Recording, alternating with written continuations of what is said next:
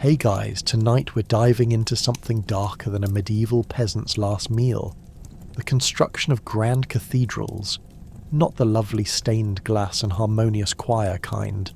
I mean the back-breaking, bug-infested, oops, that tower's leaning kind. Imagine crumbling stone, dubious scaffolding and more arguments than a family reunion post-holiday dinner. Before you settle in for what promises to be an enlightening experience, take a moment to like this video and subscribe, but only if you truly enjoy my ramblings, and while you're at it, drop a comment letting me know where you're tuning in from and what time it is.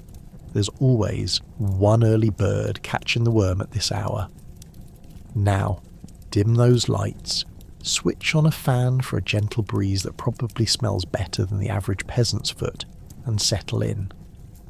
Have you ever wondered just how many secrets are buried in those towering stone walls? Did construction workers ever take a day off? Or were they too busy dodging collapsing structures? Did they ever think, hey, maybe we can make this without the plague this time? What were the benefits of working under such horrendous conditions? Would you be able to lug heavy stones all day while dealing with rats the size of small ponies?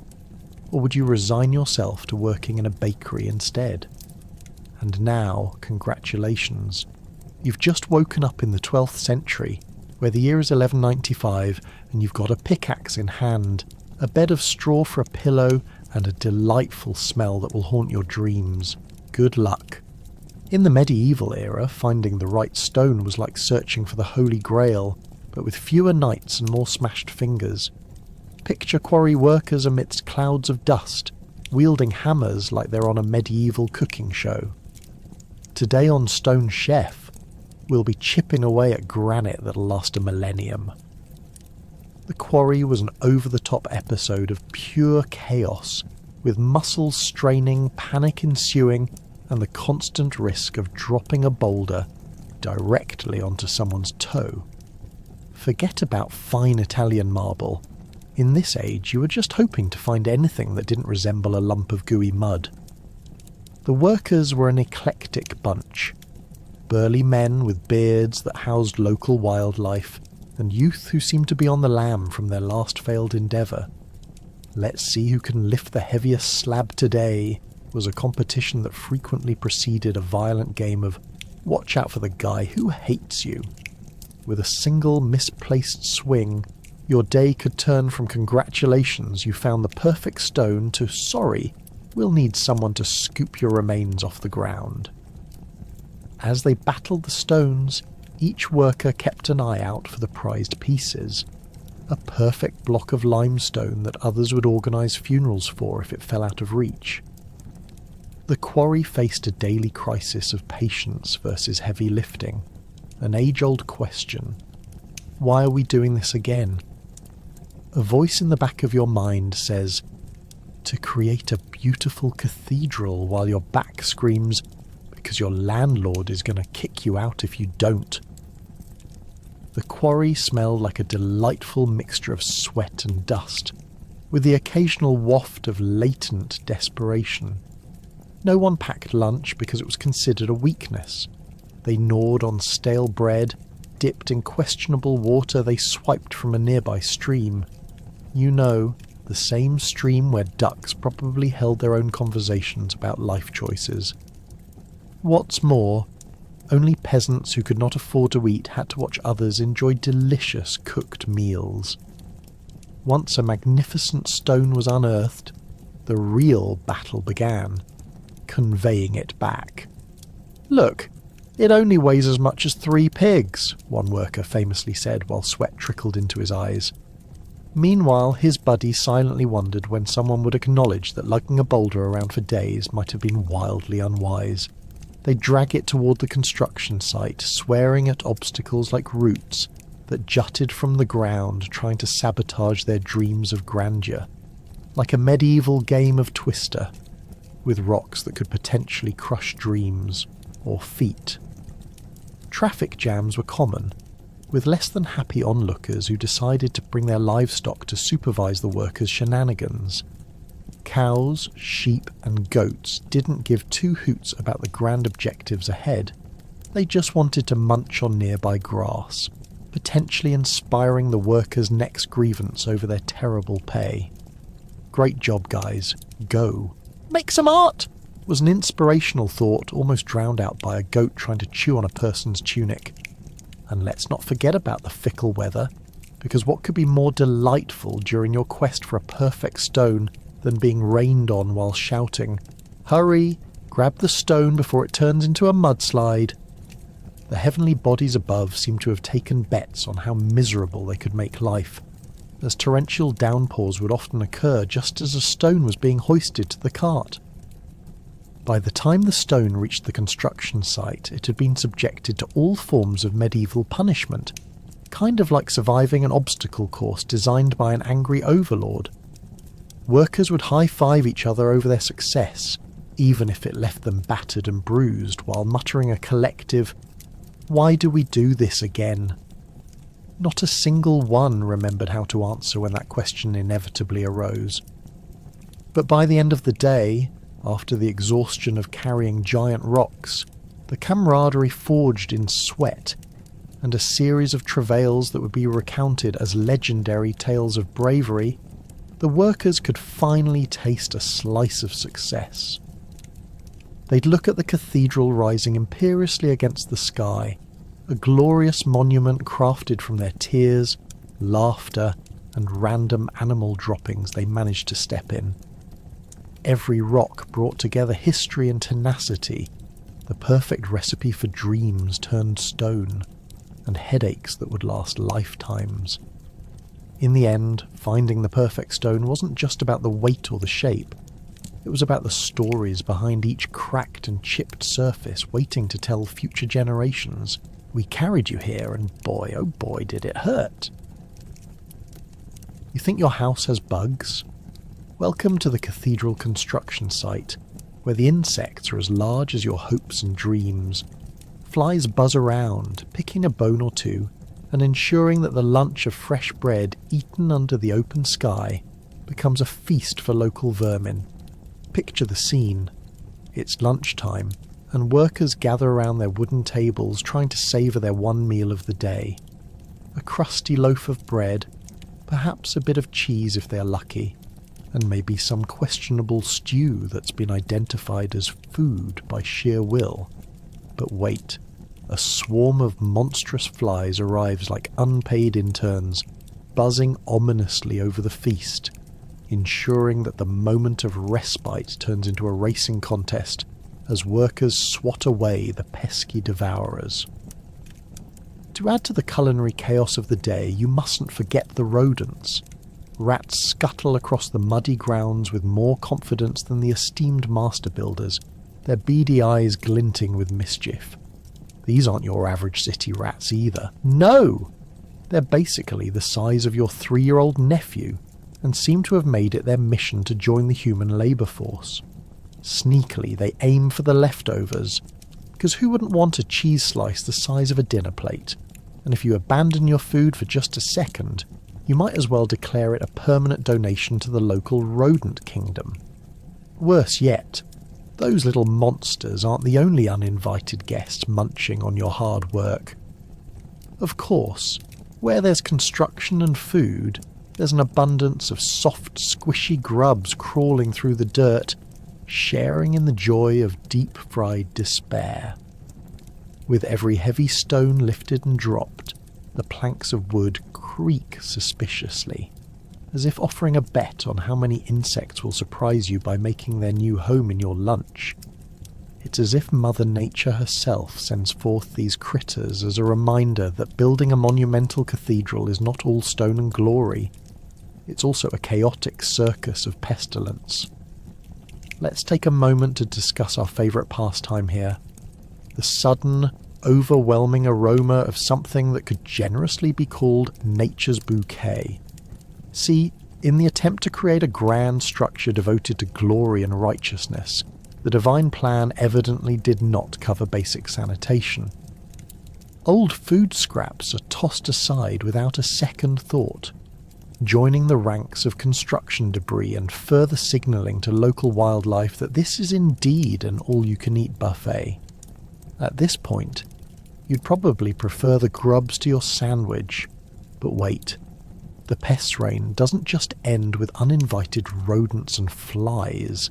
Let's not forget about the even more insidious visitors synonymous with the medieval era: disease and pestilence. Insects carry an unsuspecting arsenal of germs and funguses. That charming little bug that landed on your sweet roll could bring along a side of dysentery, just for the thrill of it.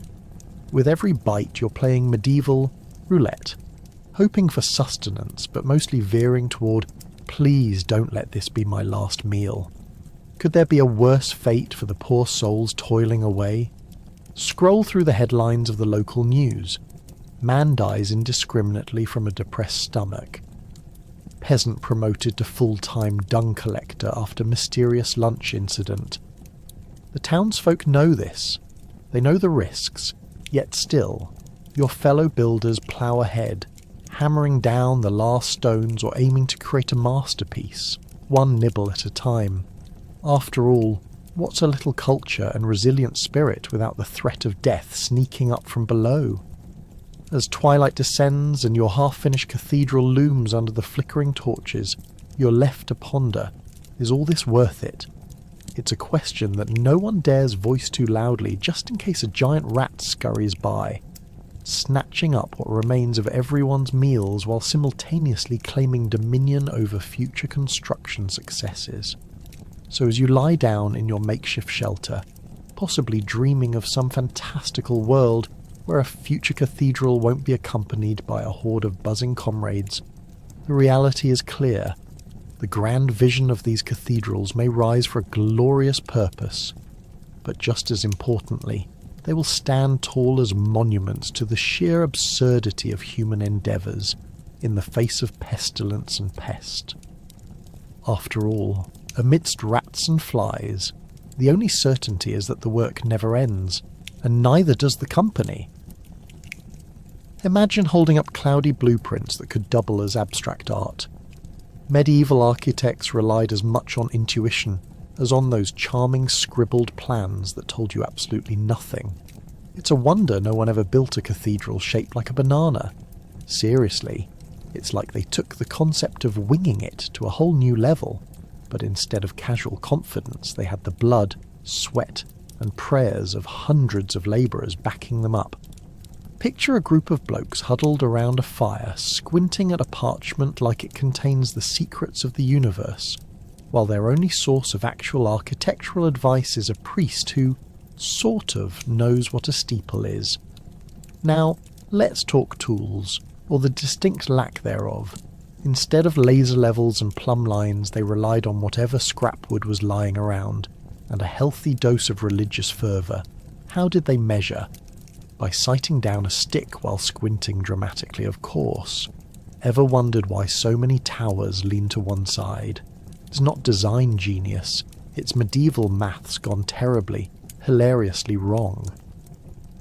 Yes, this is definitely vertical, my dear fellows, one architect would say, nodding sagely while completely ignoring the fact that nothing about it looks remotely upright. And don't even get me started on the materials. Rather than modern construction supplies, they had what could be described as aged rock with a side of hope. Perfectly good stone quarried by those poor souls who are probably just trying to dodge the local castle. Lord's misguided fury over misplaced taxes. Can you imagine the conversations? Ah, yes, a splendid day for quarrying. After all, if we can't build this cathedral, we might just end up as commemorative bricks in the wall ourselves. Most of the time, reverse engineering was the name of the game. The master builder would wander through the rough skeleton of the cathedral, only to yell at the workers to fix it whenever they missed a dimension. A good day on a construction site meant everyone left with all their fingers intact, whereas a great day meant being able to shout hallelujah after watching an entire arch fall without casualty. Safety goggles were just as scarce as applicable blueprints. So when it came time to plan the layout, seasoned builders had the ultimate cheat sheet: their experience. They'd lean heavily on whatever knowledge trickled down from generation to generation, the medieval version of what not to do while building a monument to God. Honestly, nothing screamed divine inspiration quite like a group of builders crammed inside a church, pitching ideas in the form of, let's just do what William did last year, but, better. Once they settled on a design, that's a generous term, and finally had more than just vague ideas flailing about, they went to work setting out grand foundations. And these were usually for churches that they were confident would host, well, who knows. Most of them assumed they'd at least still be standing as a holy testament long after they were senile or dropped dead from a medieval rabies outbreak. Then came the fun part, layering on the details. Building walls typically involved more guesswork than you'd find at a drunken game of Jenga. Each worker's excitement was palpable as they created decorative arches every time they finished a wall section. They did it more for themselves than the church. Who wouldn't want to brag about that sweet Gothic arch you nailed just before lunchtime? But let's not forget, finishing a build was hardly ever actually finishing. With every completed segment came the haunting reality of upkeep. So we built a magnificent cathedral, eh? What's that? Crack in the ceiling, just toss up some hay and call it a rustic feature. Welcome to the medieval building world, where cockamamie ideas ruled and that'll do was the majestic motto. Ultimately, those architects placed as much faith in divine providence as they did physical constructs. They figured if they built it, God would want it to stand tall. Spoiler alert, that divine support didn't always hold up against a winter storm, or that time a hasty decision led to a roof caving in under the weight of too many churchgoers and too much holy wine. In the end, these ambitious plans and whims brought forth structures still admired today. So, next time you find yourself marvelling at the great cathedrals, remember this. Behind the beauty lies the laughter of hurried scribes, the muddled calculations of architects, and more than a few moments of sheer chaos. Because in the grand tapestry of history, if it isn't a little messy, is it really worth remembering? In a scenario that combines masons, carpenters and peasants, it's basically a medieval reality show. Picture this. You've got your hired hands, who are wondering if their lunch will ever actually consist of more than porridge. In this realm, food is a major motivator, like a cat and its favourite laser pointer, but with less agility. These labourers rise with the sun, groaning like ancient farm machinery, as they stretch their backs that are more wood than muscle by this point. By the time the sun peaks over the hills, your average peasant has already made peace with their sore feet, and the fact that any dreams they had of becoming a knight are now as distant as the king's unwashed feet. They shuffle toward the construction site, wearing tunics and shoes resembling half-finished projects instead of sturdy footwear, because why would you splurge on shoes when you can simply bleed? And what about breakfast? If their stomachs were a loudspeaker announcement, they'd be broadcasting, "Please, our first meal of the day is a bowl of tasteless pottage." Yes, breakfast is usually a lukewarm granola-like wonder, made from leftover grains that have turned a curious shade of grey, with a side of horrifying. If they're lucky, they might find a fly or two floating on top just to make it more authentic. To add a spice of motivation to their tedious lives, they gather to hear the foreman announce the day's tasks. Right, let's talk about that foreman. Think of him as the medieval version of a drill sergeant who probably wouldn't make it through an HR seminar. He's got a booming voice, and, at least by medieval standards, a penchant for motivational speeches that include the phrase, "If you can't lift it, you don't deserve to eat." The workers nod obediently, not because they believe in the motivational pep talk, but because the alternative, being sent home empty-handed, is far worse. Now, let's examine the work itself, the mighty stone masonry. Each labourer squints up at the towering cathedral that looms before them. like a calculating giant filled with dreams deferred and the scent of damp rock. Their tools, chisels and hammers offer fleeting moments of glory as they chip away at the stone, but more often than not, they risk turning their fingernails into makeshift tools themselves. Nothing quite gets a labourer into the spirit of work like a stubbed toe or a splinter aiming for their very core, called the medieval shiv when it sidelines them for the day. Every day's labour feels eternal, but it's before lunch that the grave realisation strikes.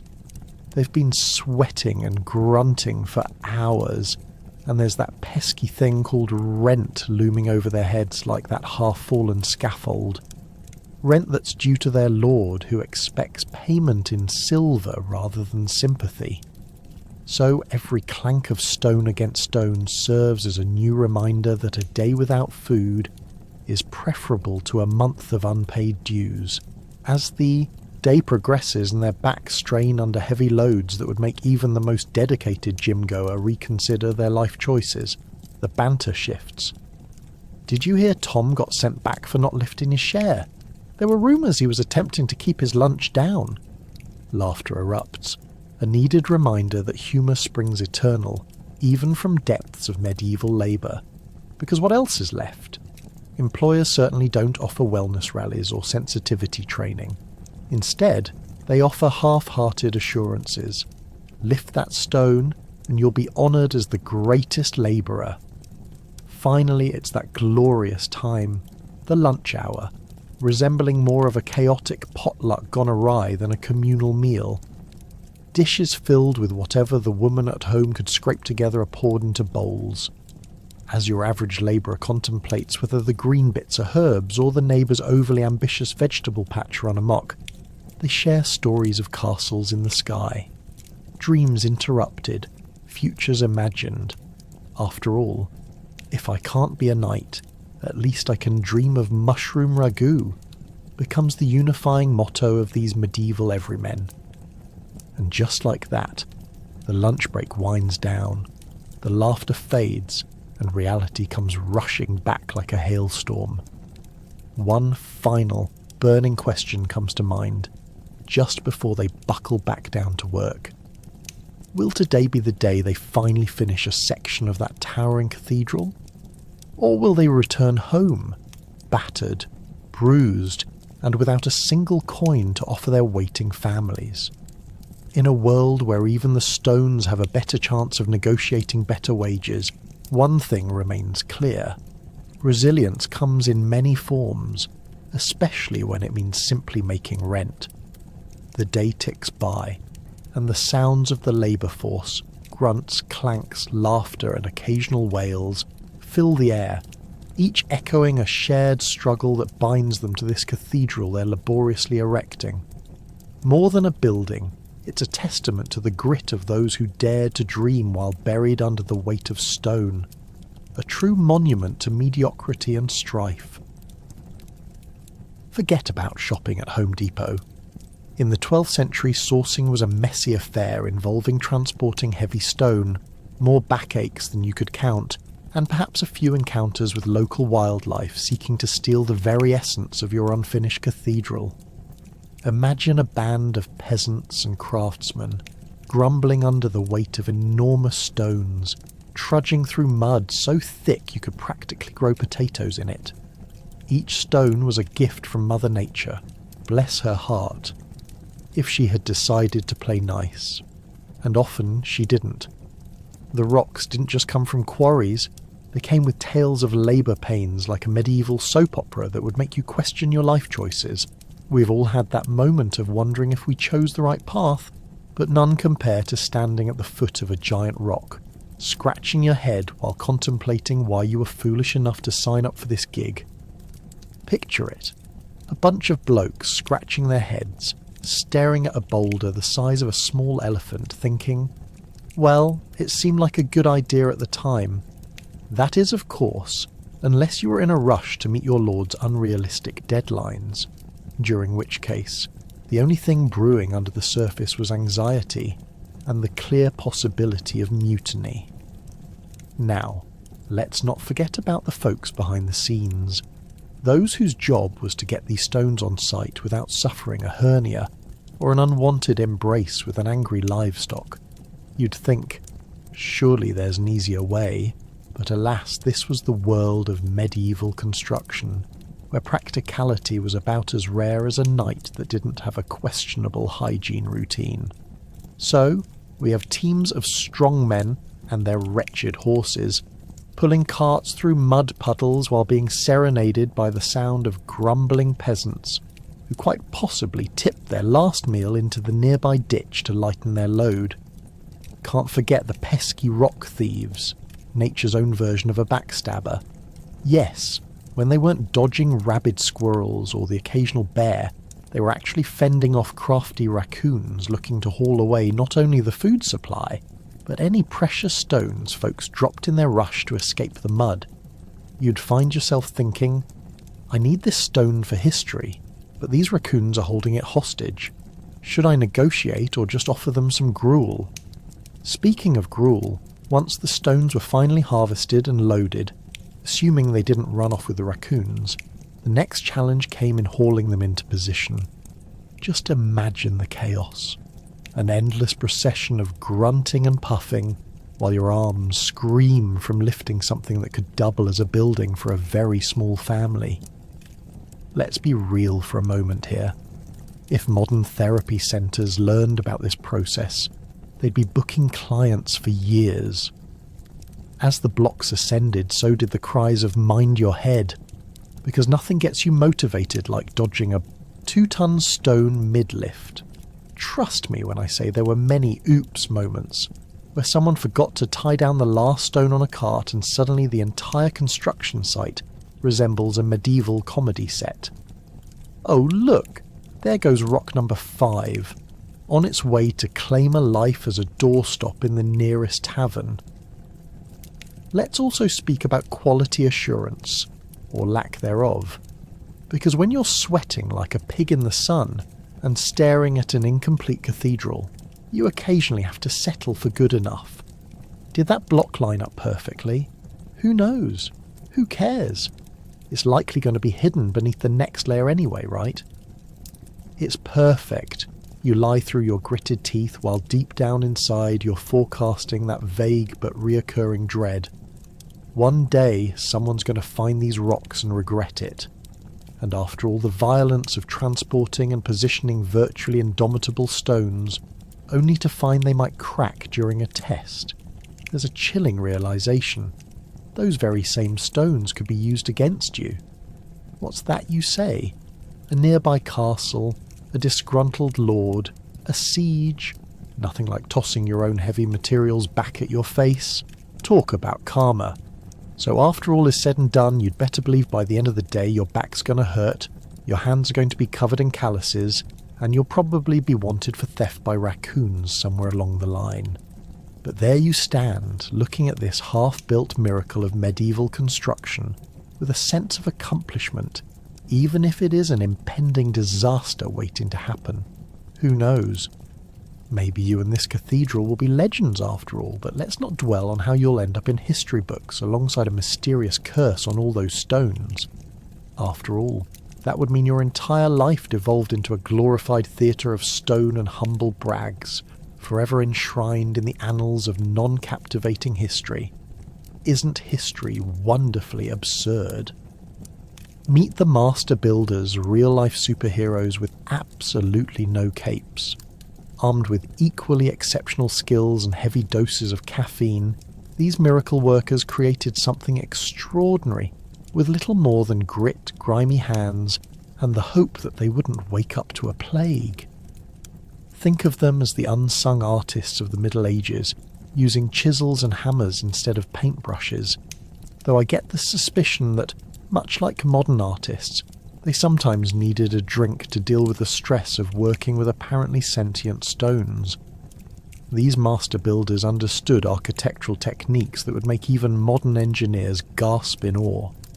They could carve angels out of solid rock while simultaneously dodging the eyebrow-raising antics of their fellow labourers, who were probably busy arguing about the best method of securing scaffolding constructed out of questionable timber. These guys weren't just building cathedrals. They were juggling potential disasters like circus performers with flaming swords, a had-to-laugh-or-cry situation when you realise the only safety net available might be a hastily thrown sack of hay that had already hosted several generations of very confused mice. But let's talk tools.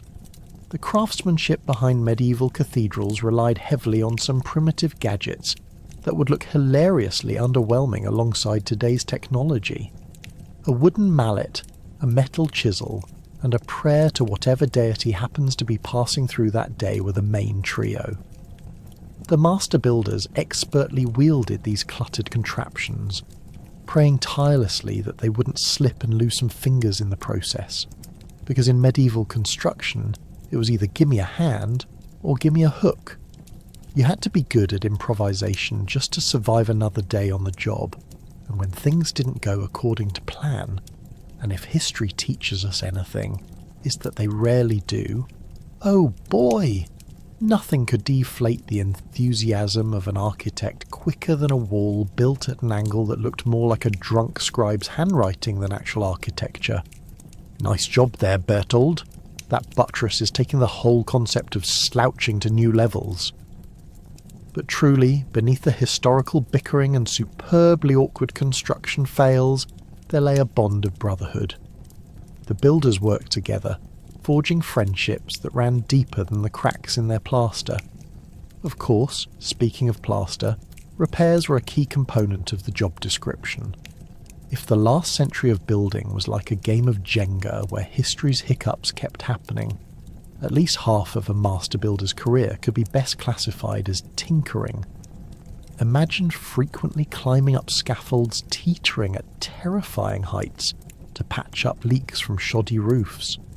That moment of realization when you discover that the only thing keeping you from becoming part of the architectural landscape is a couple of rusty nails and the prayers of passing pigeons is something no medieval worker could ever prepare for.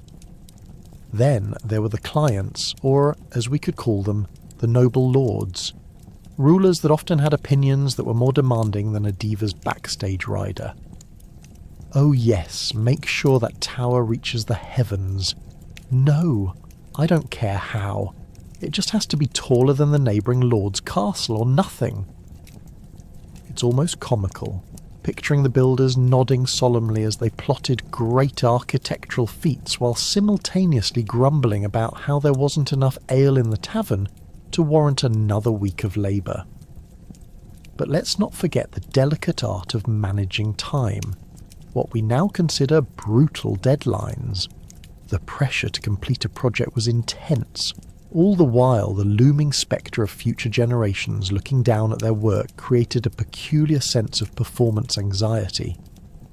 It was like taking on a task where every mistake was carved in stone, quite literally.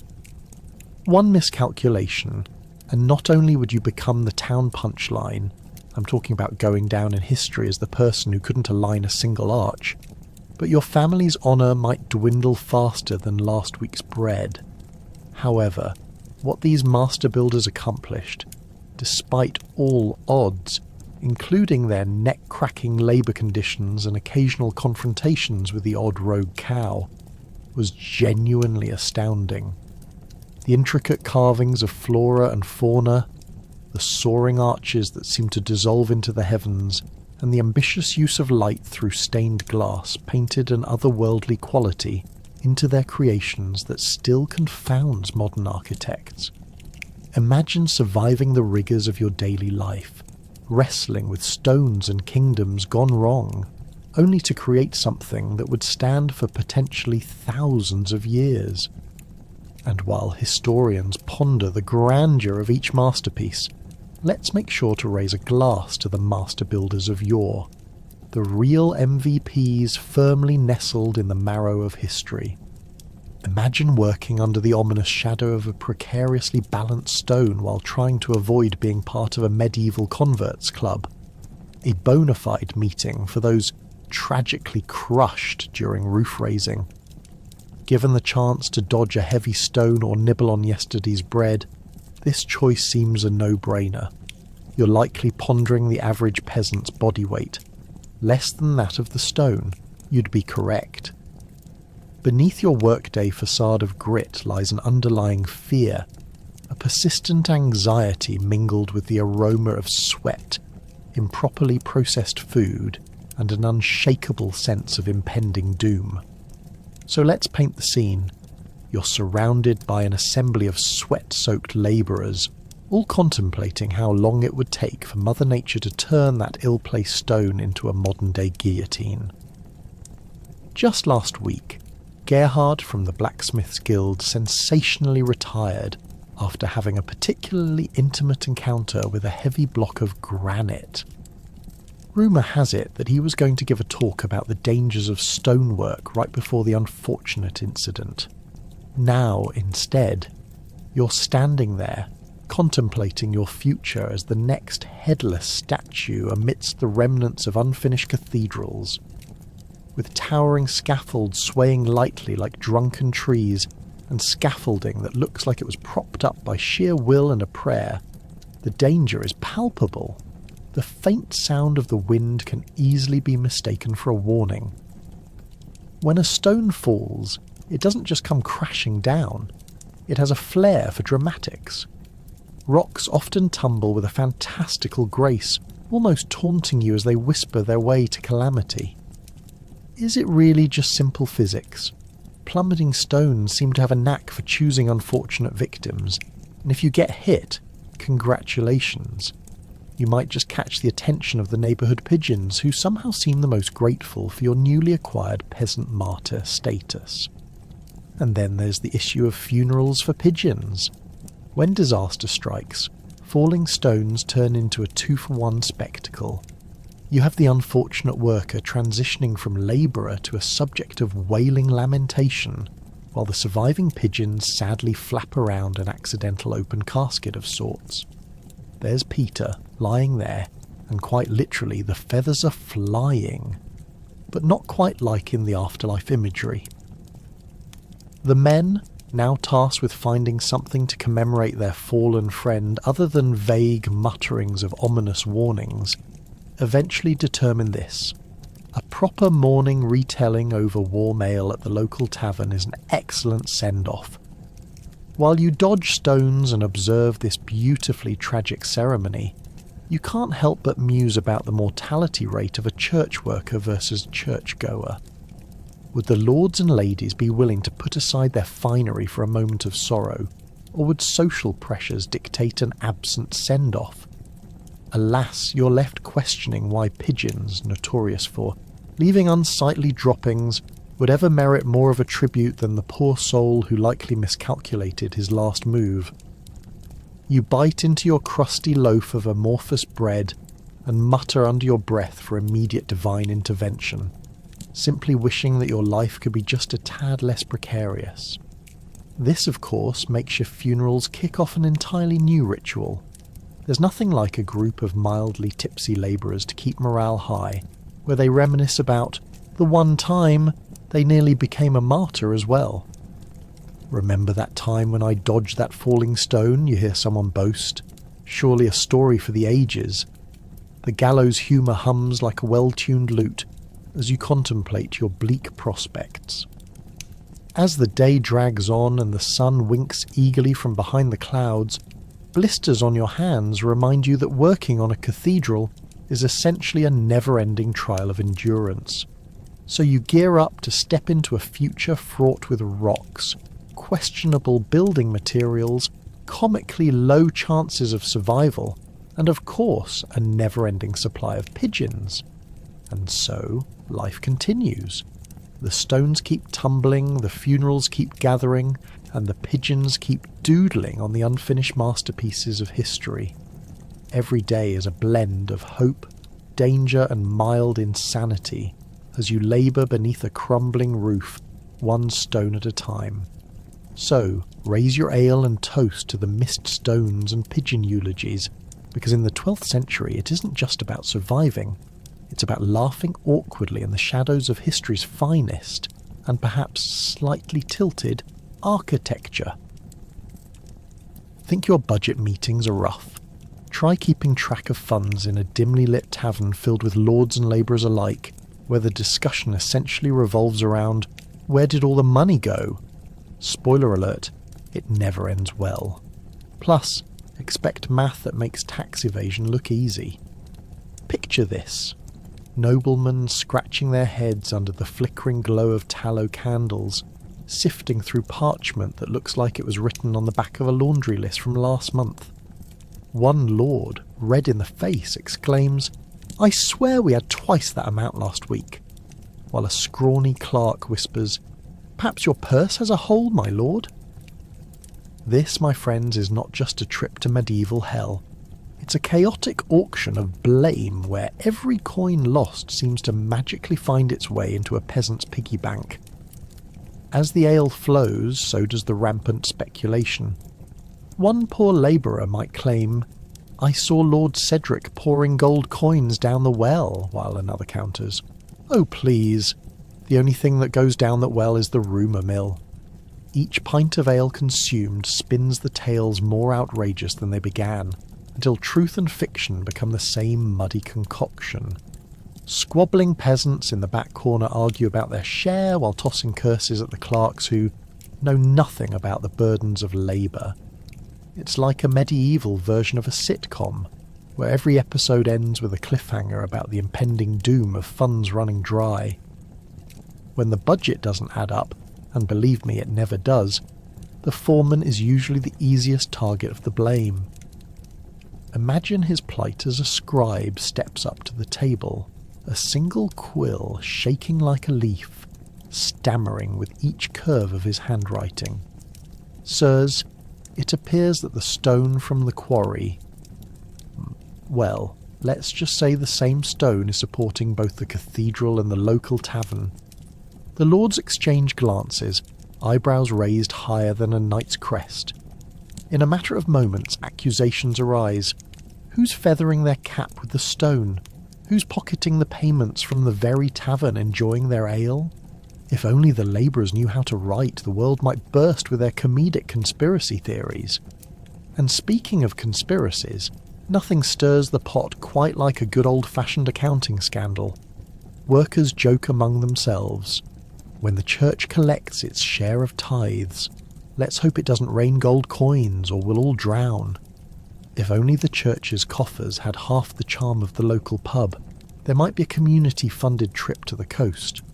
But alas, while everyone dreams of splurging on a seaside vacation, the only thing that gets splurged on is the advice to pray harder for good accounting.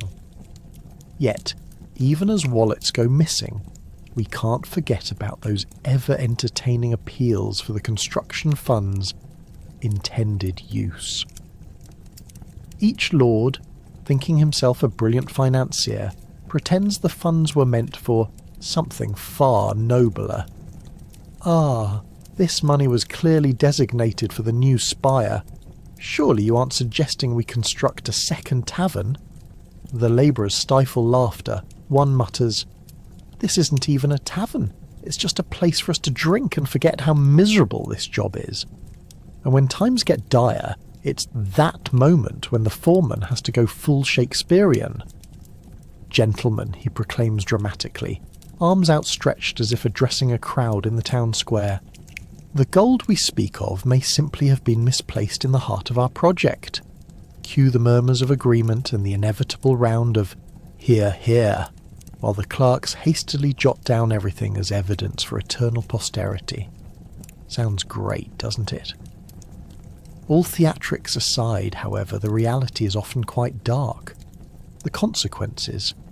Well, imagine being part of a contingent that owes money, not just to the local tavern, but to the church, the suppliers, and possibly mysterious bandits you swore you'd never bring up in polite company.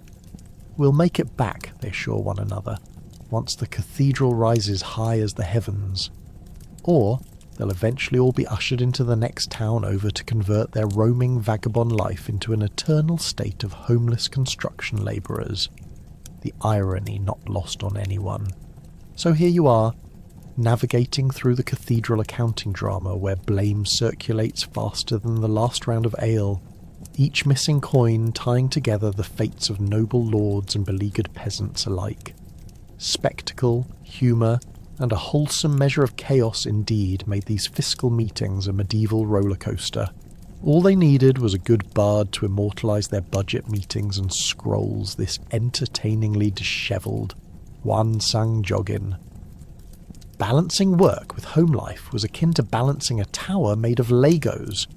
So drink your lukewarm ale, skip your family dinner, and prepare for whatever awaits you, because your day is now dedicated to hauling stones while praying to whatever god seems likely to hear you today.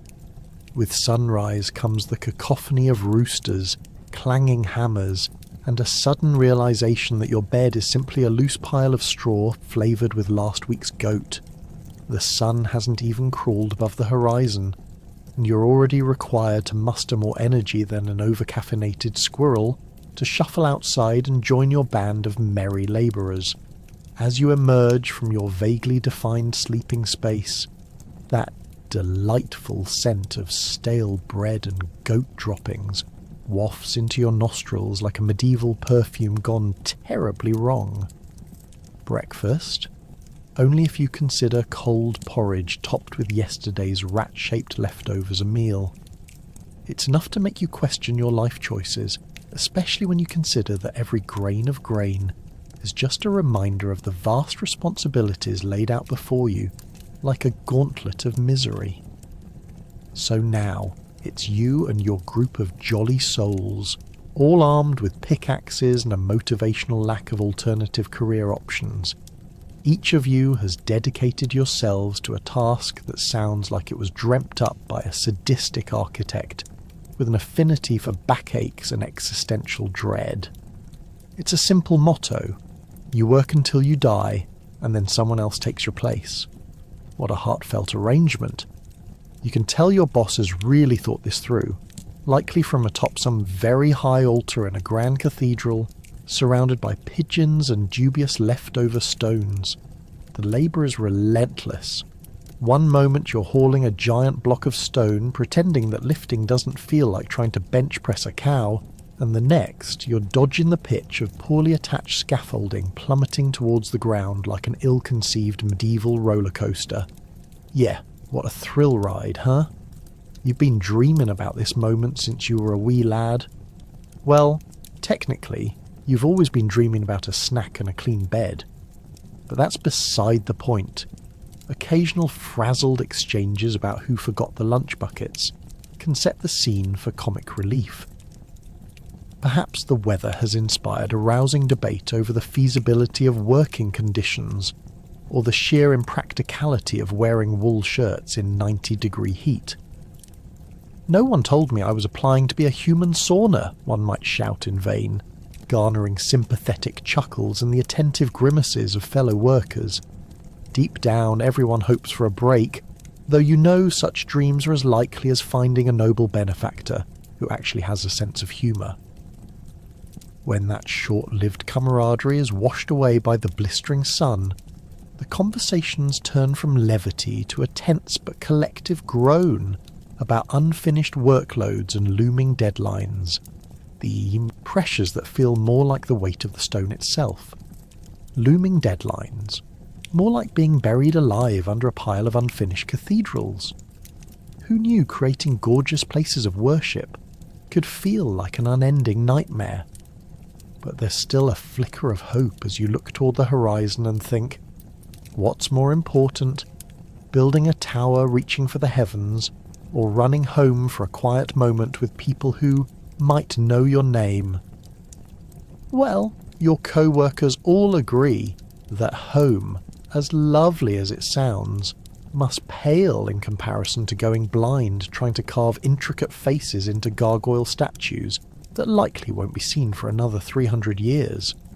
So by the end of the day, when you stagger home with dust in your eyes and a strong desire to kiss the ground, there's still no rest waiting for you.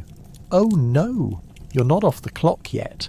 There's dinner to prepare, and hey, if you're ever hungry enough, a delightful communal meal awaits. Nothing says love like sharing the same bread that could last longer than a pair of worn-out boots and discussing the day's pouty gossip from the neighbour's farm. And as you sit down to what you can only describe as a questionable mix of last week's stew and rogue vegetables, you can almost hear the crafty, spiteful laughter of the joyously indifferent universe. You think, perhaps we traded in too much leisure for stone-solid respect, realising that despite the chaos, you wouldn't trade this camaraderie for all the soft beds in the world, just as long as there's a pint of ale waiting somewhere at the end of it all. Ah, such is life. The delightful misery of balancing expectations, work, and the inexplicable joy of communal cooking, while constructing something that once might have merely been a dream, or someone's medieval grand idea gone wildly wrong. Either way, as you finish the day pondering if you even matter in this great construction scheme, one thought is clear: tomorrow you'll be back at it. When it comes to working conditions, nothing boosts morale quite like ale. Lots and lots of ale. Forget about water. If it wasn't fermented and served at room temperature, it probably wasn't worth drinking. How else will you cope with the endless queue of unrest and personal grievances about sore backs and questionable dinner choices? In the 12th century, the idea of working hard came with a corollary: drinking harder. With an arsenal of crude stone tools and back-breaking labour that lasted from sunrise to sunset, the only thing to chase away the crushing fatigue and food that looked worse than last week's leftovers was a reliable mug of ale. You see, ale was basically the medieval version of Gatorade, guaranteed to keep you hydrated and probably a little buzzed. After a long day of hefting stones that could easily star in their own dramatic tragedy, nothing felt better than kicking back with a tankard of your finest communal brew. Were you to ask a local peasant whether they preferred clean water or good ale, the answer would almost certainly involve a hearty laugh and a hearty yes. Drinking parties were legendary, often turning into vibrantly chaotic affairs. Picture a gaggle of rough-hewn fellows, steins in hand, belting out off-key ballads while half-heartedly discussing which bricklayer was caught swiping extra rations. Of course, when you're surrounded by your fellow builders, there's a certain pressure to indulge while dramatically recalling tales of construction revolts where stone was flung with the fervour of a medieval slingshot. These gatherings created bonds that went beyond camaraderie. They cemented, pun intended, friendships, rivalries, and the inevitable flirting with the locals who wandered in. Groups became drunken family units, an unintentional social worker's dream or nightmare, filled with issues, laughter, and probably a guy named Harold regretting his life choices while trying to dance on a table that he himself had built. Now, the drink isn't just about the buzz, it's about the power of connection. Alcohol has long been proven to elevate social spirits, encouraging even the grumpiest of labourers to bond over the shared plight of the 2-ton stone that just rolled away and smashed somebody's hand. And let's be honest, a medieval tavern, much like today's modern pubs, offered the only refuge from nail-biting work environments, and the daily drudgery that could drive anyone to madness. Conversations flowed as freely as the ale itself, letting grievances blossom into friendships and worse, romantic interests. There's nothing like sharing your potato soup misadventures over a tankard of ale to foster a warm spirit of solidarity. Besides, nothing screams teamwork louder than all of you, uniting to secretly plot against the Lord who's asking for just a little more work. Each gathering builds not only a sense of community, but also boosts your chances of pulling a miracle out of thin air for the construction at hand. The kind of friendly sabotage that could see the next tower leaning ever so slightly without anyone noticing.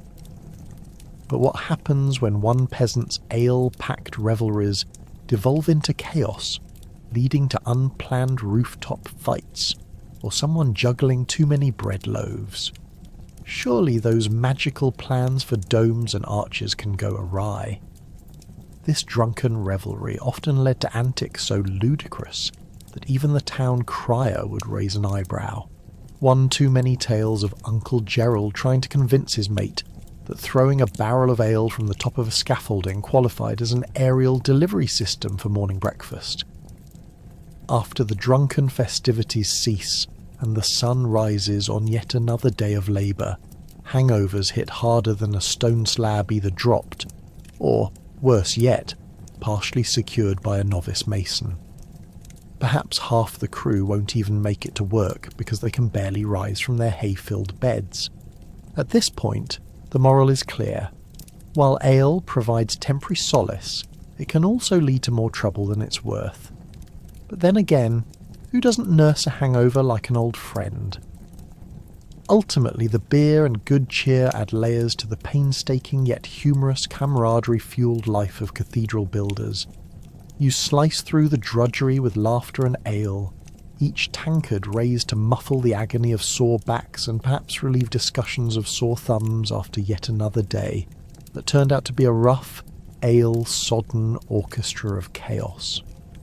So raise a glass, dear listener, because somewhere in a haunted construction site a hangover reverberates, blending the absurdity of life and labour with laughter that long ago, before scaffolding and grand cathedrals took shape, made us truly human.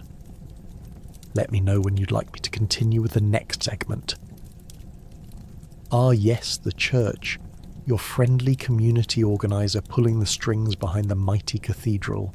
Between funding woes and ambitious ideas, having religion involved is like a game of telephone that goes irreversibly wrong after the first message. You see, in medieval Europe, the church wasn't just where you went to get your sins washed away on Sundays.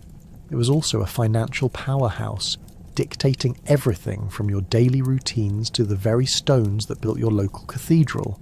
If you think your boss is micromanaging, just wait until you find out about the bishop peeking over your shoulder as you try to raise a roof in the name of God. So, picture the scene. You, a humble stonemason, blissfully chipping away at your stone, trying to make it a glorified entertainment venue for the heavens. Meanwhile, in a cosy little abbey down the road, the clergy is having a theological brainstorming session full of divine inspiration and possibly pastries. They're plotting exactly how they envision your work going, because after all, the construction of a cathedral is less about the practicalities and more about pleasing the higher powers. Naturally, this leads to grandiose primary plans that look like they were designed by angels on an artistic bender. You're handed a blueprint that seems to have originated from the mind of a particularly imaginative 6-year-old after 6 cups of chocolate milk. Seriously, who needs flying buttresses that could double as a catapult anyway? So, you get back to work, trying to decipher giant arches that could theoretically house a dragon. And why the heck is the choir loft so high up?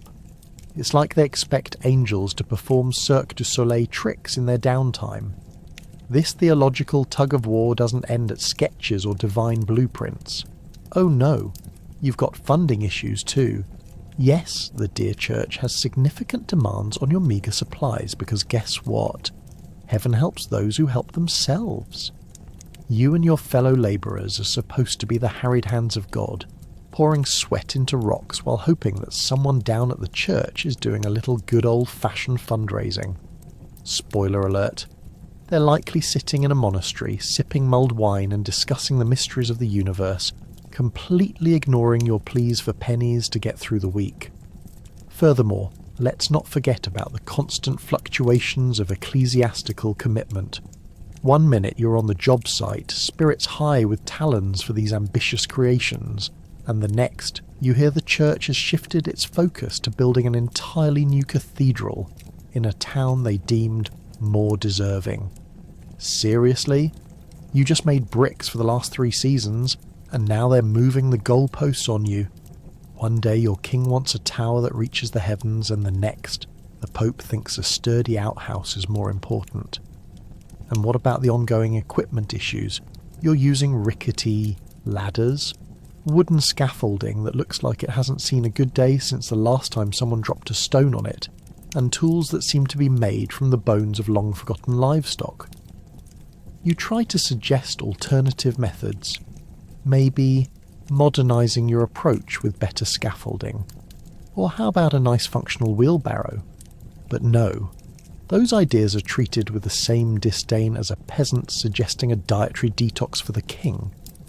Next, there are the spiritual perks. Ever try to work on your construction project while being constantly reminded that it must reflect the glory of God? Talk about performance pressure. If you make a mistake, don't worry. Your friendly neighbourhood bishop will be sure to clue the entire congregation in on your blunder during Sunday sermons, risking your chances of ever finding a decent date again. Because seriously, who wants to marry someone whose flaws are public knowledge?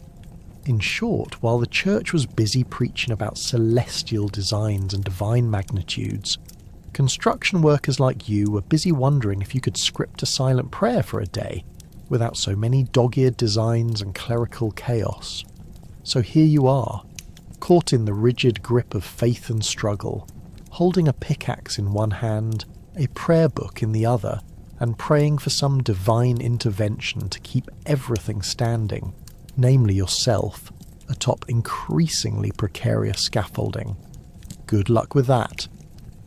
By the end of the day, as you wipe the sweat from your brow and consider the church's ever-fluctuating whims, the moral of the story becomes abundantly clear. When it comes to constructing cathedrals, sometimes you pray for divine intervention, but more often you pray for patience, especially when the church decides it wants to redesign the darn thing for the 4th time this month. With scaffolding that resembles a giant house of cards with a death wish, you're trying to make it to the next level without taking a tumble. Literally, your life depends on not accidentally knocking something into your neighbour's lunch break. Picture yourself hundreds of feet in the air, balancing like a cat on a tightrope, except the only thing beneath you is a puddle of mud, a few loose bricks, and possibly a family of rats finding a new home in your trousers. These wooden structures, patched together by weary hands and a few prayers, are the backbone of cathedral construction, all while daylight filters through the gaps in the planks, creating a kind of theatrical spotlight that you really don't want to be in. The builders below gaze up expectantly, some likely with their fingers crossed, hoping they won't have to call for the local barber surgeon when you inevitably trip over an unapologetic nail sticking out like it has something to prove. The art of scaffolding isn't just about construction. It's a delicate choreography of one false move, and you're the headline act of a medieval tragedy. You shuffle sideways to avoid plummeting to the dirt below, your knees shaking like a timid rabbit. And what's worse, it's not just the fear of falling, it's knowing your peers are all eyeing you, some of them openly fantasizing about how they might spin the tale of your brutal and embarrassing demise to their friends at the tavern later. And speaking of taverns, what do your fellow workers wash down their daily gruel with? Let's not kid ourselves here. Beer. Pints of it. Because nothing fuels the courage to scale flimsy wooden towers like cheap ale and the thrill of dodging death from above. After the 3rd pint, you start thinking the scaffolding feels sturdy enough to hold up the weight of a castle, but surprise, it's really just a collection of wood that might as well be held together with hope and a wish on a lucky star. As you make your ascent, the sound of creaking wood accompanies you, creating a symphony that makes you question your life choices. Did you really set out today thinking, hey, climbing this bouncing structure is going to be a fantastic way to spend my afternoon? Your choices now feel as unstable as the boards beneath your feet as they bend and sway like a branch in a storm. But you climb on, because guess what? The church pays you in grain and promises of better days, and don't forget about the occasional slice of day-old bread. What a reason to risk life and limb, right?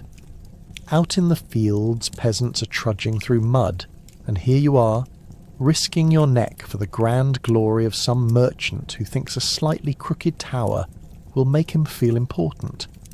It's like being in a medieval version of a circus act, juggling bricks while tightrope walking over disappointment.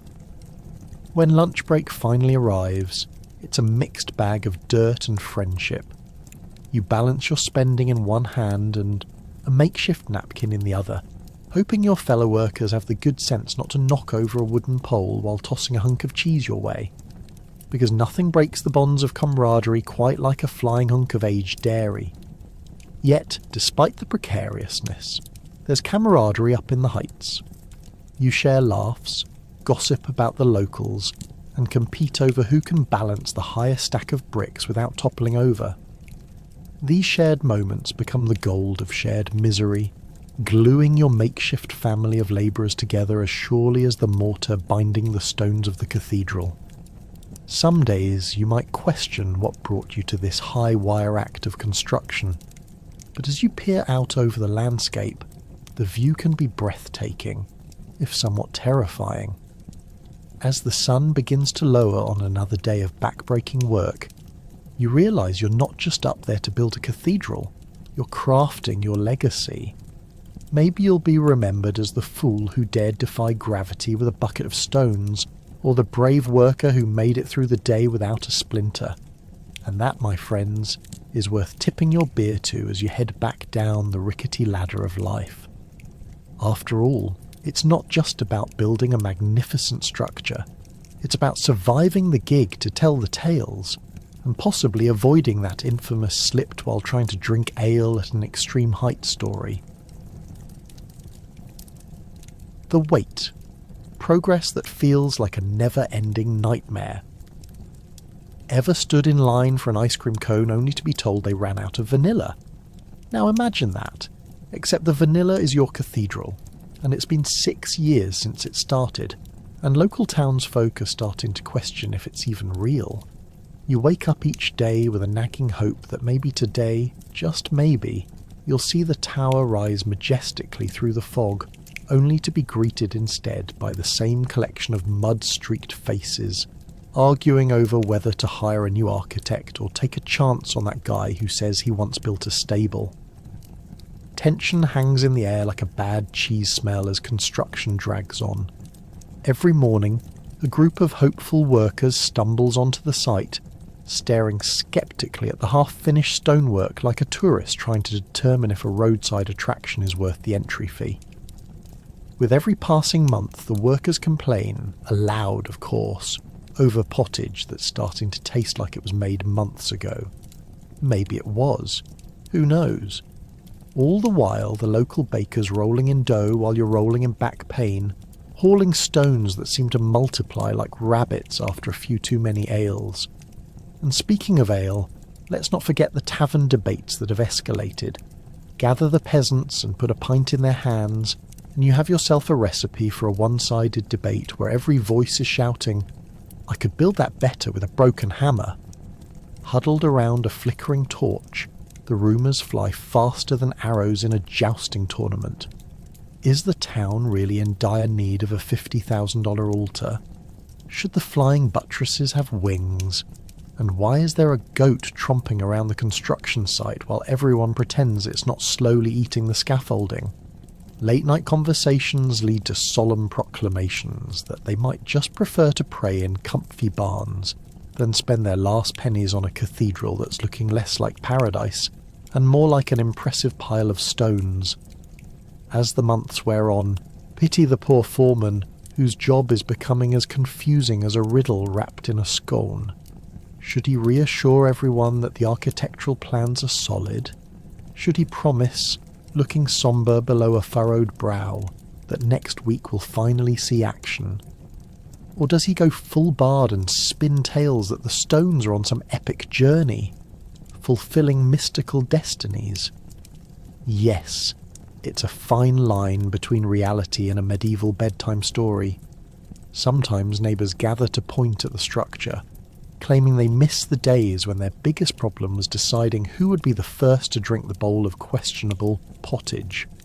Now they're judging the newly unearthed holes in the walls as if their opinions matter more than the labourers sweating profusely while trying to create a masterpiece.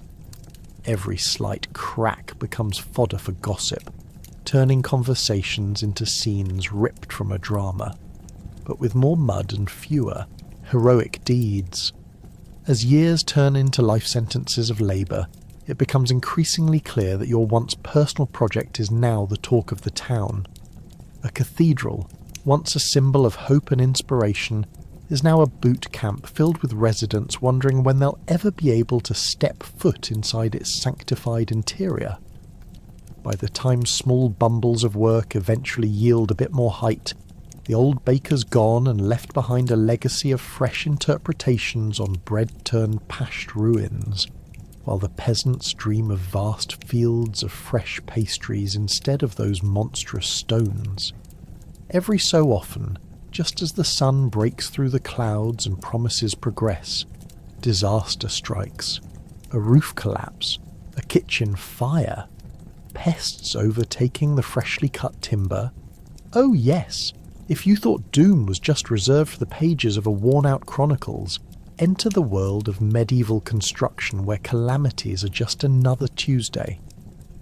And just like a bad joke, the townsfolk laugh nervously, wondering if the cathedral is destined to become a legendary tale of failure. So here you are, staring at the half-finished walls day after day, wondering if the effort was worth it and if you'll need a lifetime supply of herbal tea to soothe your remaining hopes. Yet still, you carry on, rallying around that glorious dream of a finished cathedral rising higher. After all, who knows? One day, perhaps the cry from the mountaintop will finally ring true. Behold, the cathedral is here. But do not hold your breath just yet for the triumphant crescendo. It could be a while. Nature doesn't exactly play nice, and you can count on it to wreak havoc as you try to finish a cathedral. Rainstorms turning your days into mudslides and sunburned backsides that scream for mercy. Picture this. You've just hoisted a hefty stone about as high as your sense of optimism, and boom, dark clouds roll in like they're auditioning for a horror flick. Suddenly, the sky opens up as if it's trying to flood your new masterpiece, water pouring down like they're giving the roof a dramatic shower. Now, instead of architectural triumph, you're knee-deep in mud that feels more like a swamp than a construction site. Every labourer becomes a reluctant swimmer, splashing around trying to salvage bricks while dodging the occasional duck that decided to join the party. Hey Fletcher, do you like this stone? It's about to take a dive. Meanwhile, the high-pitched shrieks of alarmed birds echo all around you, as if even the avian population knows this isn't a good scene. The sloshing of boots in mud sounds like an off-key percussion section, performing a symphony of despair. And any hopes of a quick lunch break vanish as you wade into the muck, reconsidering every life choice that led you to this soggy moment. But wait, just as you think it couldn't get worse, the sun reappears with the intent of turning your hovel into a sauna. The weather, considering some cruel irony, unleashes its rays like an unhinged furnace. Suddenly every tool feels too hot to touch, and your leather gloves add a comedic flair to your newfound struggle. Oh yes, let's add heat stroke to the list today. What's next? A fire-breathing dragon. You can practically hear the stones snickering as you wipe dripping sweat from your brows, cursing your luck while finding the strength to lift what feels like the combined weight of all your dreams crushed under the sun. And nature's personality isn't limited to rain and sun. Oh no! Witness the gusty winds that swoop in like a middle school bully, snatching scaffolding and disassembling progress as if it were a Lego castle constructed by toddlers. You try to hold on to your tools, but good luck with that. Every gust sends your blueprints flying through the air like they've got a mind of their own, making you run after them while your credibility runs further away. Hey, look at me. I'm just a humble worker at the mercy of ductile drafts and wayward winds, Can someone order me a cape? Let's not forget the seasonal changes that hit harder than your cousin's last Tinder date. As winter descends like a shroud of doom, you find living under a straw roof about as comfortable as sleeping on an ice sculpture. Here, the air feels so frigid that even your breath freezes mid-sentence. You're bundled up in layers of wool that offer little consolation as frostbite nibbles at your toes. Dreaming of a warm hearth? Forget it.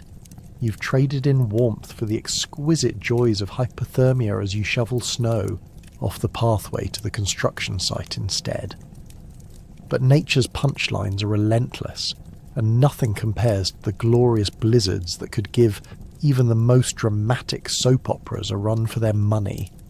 Snowstorms batter and bury any remaining hopes of making progress. Howling winds shrieking through the streets as if the universe conspired to mock your efforts. The Abbey's looking rather snow-capped, wouldn't you say? You joke with co-workers, all of whom are busy plotting their escape to a sunny shore. Just as you begin to resign yourself to the idea that placing stones might not be in the stars today, nature tosses in a wild card.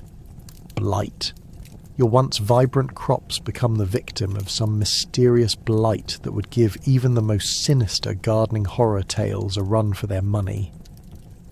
"Hey, Farmer John, how's that barley looking?" you shout, only to watch him shake his head as if the gesture alone might reverse his agricultural losses.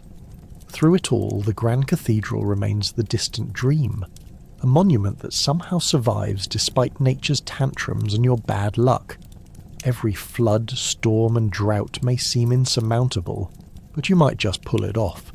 After all, there's camaraderie buried in the mud, laughter behind the rough days, and a shared resilience that turns disaster into stories for the next generation around hearths, long after the last stone is placed. In the end, you find solace in the fact that every tower counts its scars, and these little weathered moments become part of its charm, paving its path to glory amidst the unpredictable antics of Mother Nature. Picture it. The peasants gathered around, half of them drunk, gesturing wildly, is like a medieval union meeting where every grievance reads like a sitcom script. You've got the blacksmith complaining that the new lord's taxes are so high, he can't afford to buy himself fresh coal. Next to him, the farmer, who has a conviction only rivaled by a preacher on a Sunday, is insisting that the last plague came because the local priest forgot to feed the church mice. Somewhere in the corner, someone is trying to explain a complex work grievance involving a broken shovel that is somehow tied to the feudal system's lack of interest in foot care. It's not just a meeting, it's a carnival of chaos, complete with spirited debates, questionable logic, and allegations that could get you a standing ovation in a court of jesters. The gathering is held in a rickety barn that's likely older than most of the participants. The beams creak under the weight of public discontent, and a few stray goats that didn't get the memo about personal space. As you try to make your voice heard over the clamour, after all, you're the appointed spokesperson for this ragtag assembly, you swing your arms, attempting to get everyone's attention like a medieval conductor trying to tame a flock of wild geese. But alas, it's like herding cats. The side conversations blossom as the tension in the air thickens, and you sidestep the farmer's wrath after he boldly suggests that your muddy boots are the reason for the year's poor harvest. As the meeting stumbles on, someone, who could literally slip in and out of consciousness thanks to too much ale, stands up and proposes a new plan. Let's raid the Lord's cellar for supplies, hands shoot up in agreement like it's a noble cause fit for a knight. Great idea, you think to yourself, until you realise that two peasants just conspire to make off with a stash of wine, and they're both infamous for being terrible at sharing. Suddenly the idea that was in jest is rolling forward like a runaway cart, and you can hardly stop it. If they think that robbing the Lord is a good plan, why not just ask for better wages while they steal his wine? It's all part of the day's business. The scene is set for maximum calamity. halfway through the debate on whether to wear the king's old hat in protest, because nothing screams we mean business like a second-hand royal accessory, the church bell chimes. But instead of rallying the troops, it's more like calling them to prayer, an ironic twist since half of the peasants can barely keep their heads straight, and those prayers might more closely resemble, "Please don't let me be executed today." And of course, as the discussions heat up, someone suggests a toast to bravery. Read "Drunken Courage," and they begin to chant for the good of the peasants, with plenty of enthusiasm, yet remarkable inaccuracy, as the words slur together. Like a novice wizard's incantation gone wrong, you can feel camaraderie blooming among your fellow workers in this slippery bonding ritual. But the question remains, what exactly are you comrades fighting for?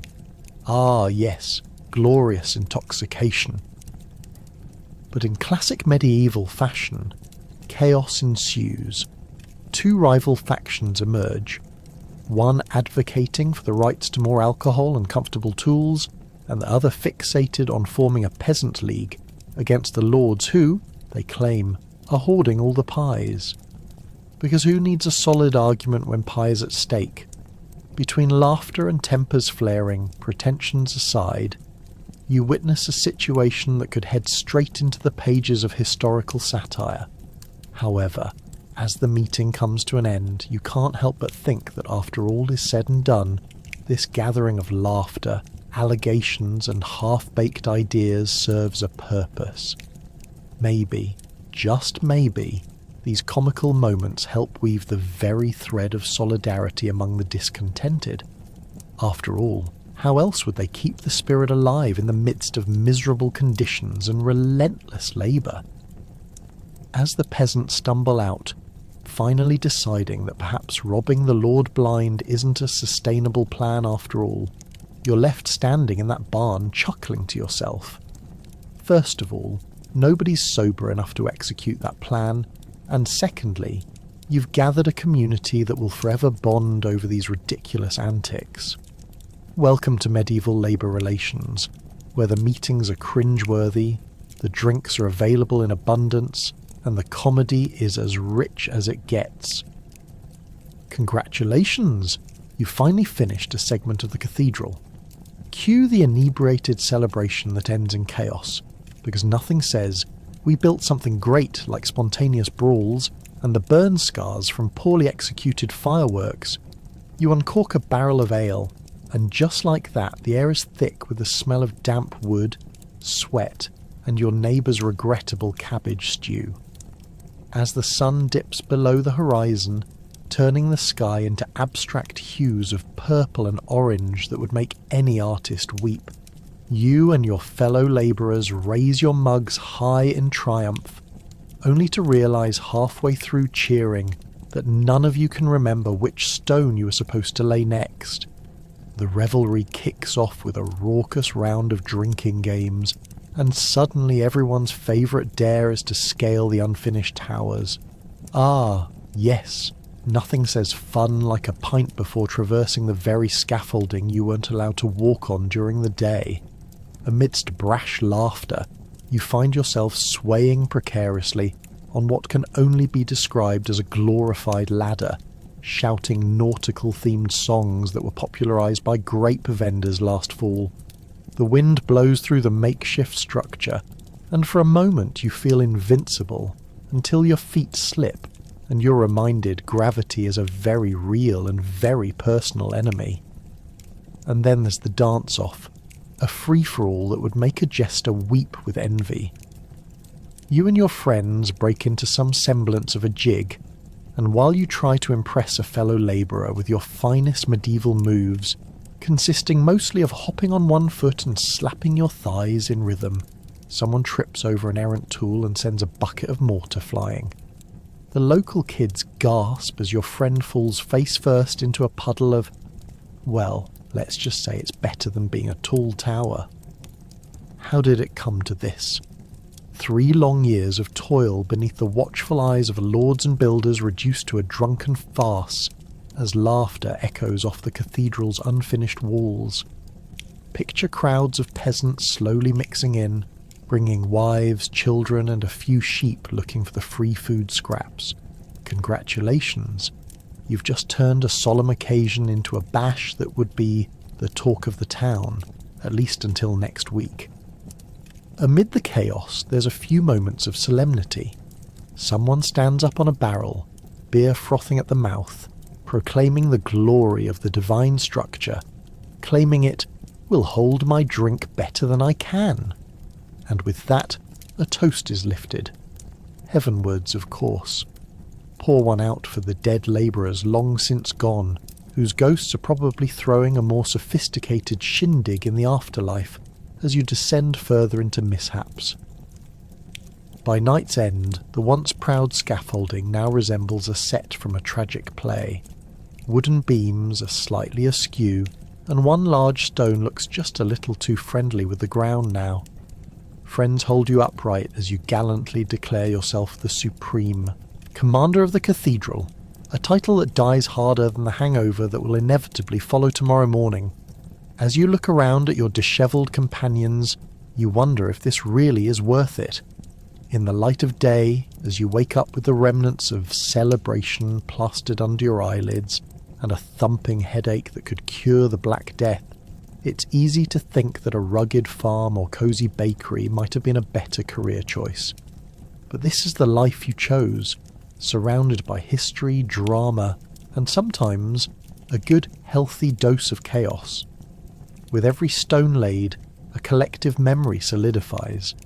Each brick whispers stories of laughter, sweat, and folly. Yes, you may have tripped over a rogue cow last night, but the laughter shared while weathering storms, both literal and metaphorical, binds you to your fellow builders tighter than any mortar ever could. So next time you and your friends raise a cup of ale in a dusty tavern, sharing stories of the immersive experience that is building a cathedral, take a moment to celebrate not just the endless work, but the messiness that comes along with it. Because that, dear builders, is what life is really about. Just when you think you can breathe easy, there it is, your tower sporting a beautiful crack that was definitely not on the blueprint. Cue panic as you pull out the roll of duct tape in hopes that fixing it counts.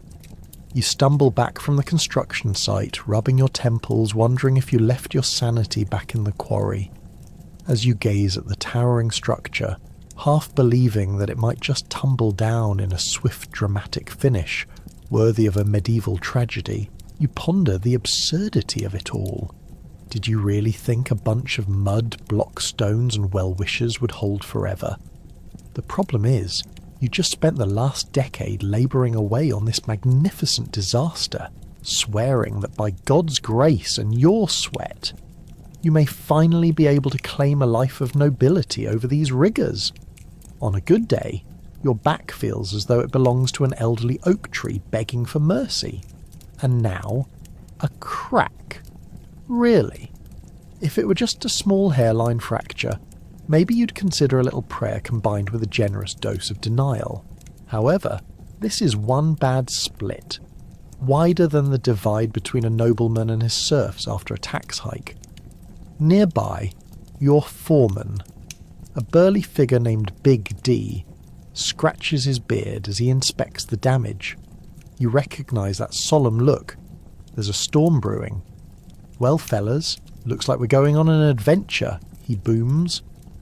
The other labourers groan, recalling the last time you went off in search of a creative solution. That involved a bucket of tar and a furious chicken with a vendetta against both of you. For the next few hours, you and your troop engage in diligent yet hapless attempts at a patch job. Laying limestone bricks like puzzle pieces in an overly ambitious game you didn't sign up for, you join forces with your fellow workers as if they were equally frantic knights attempting to save a wayward damsel from her fate.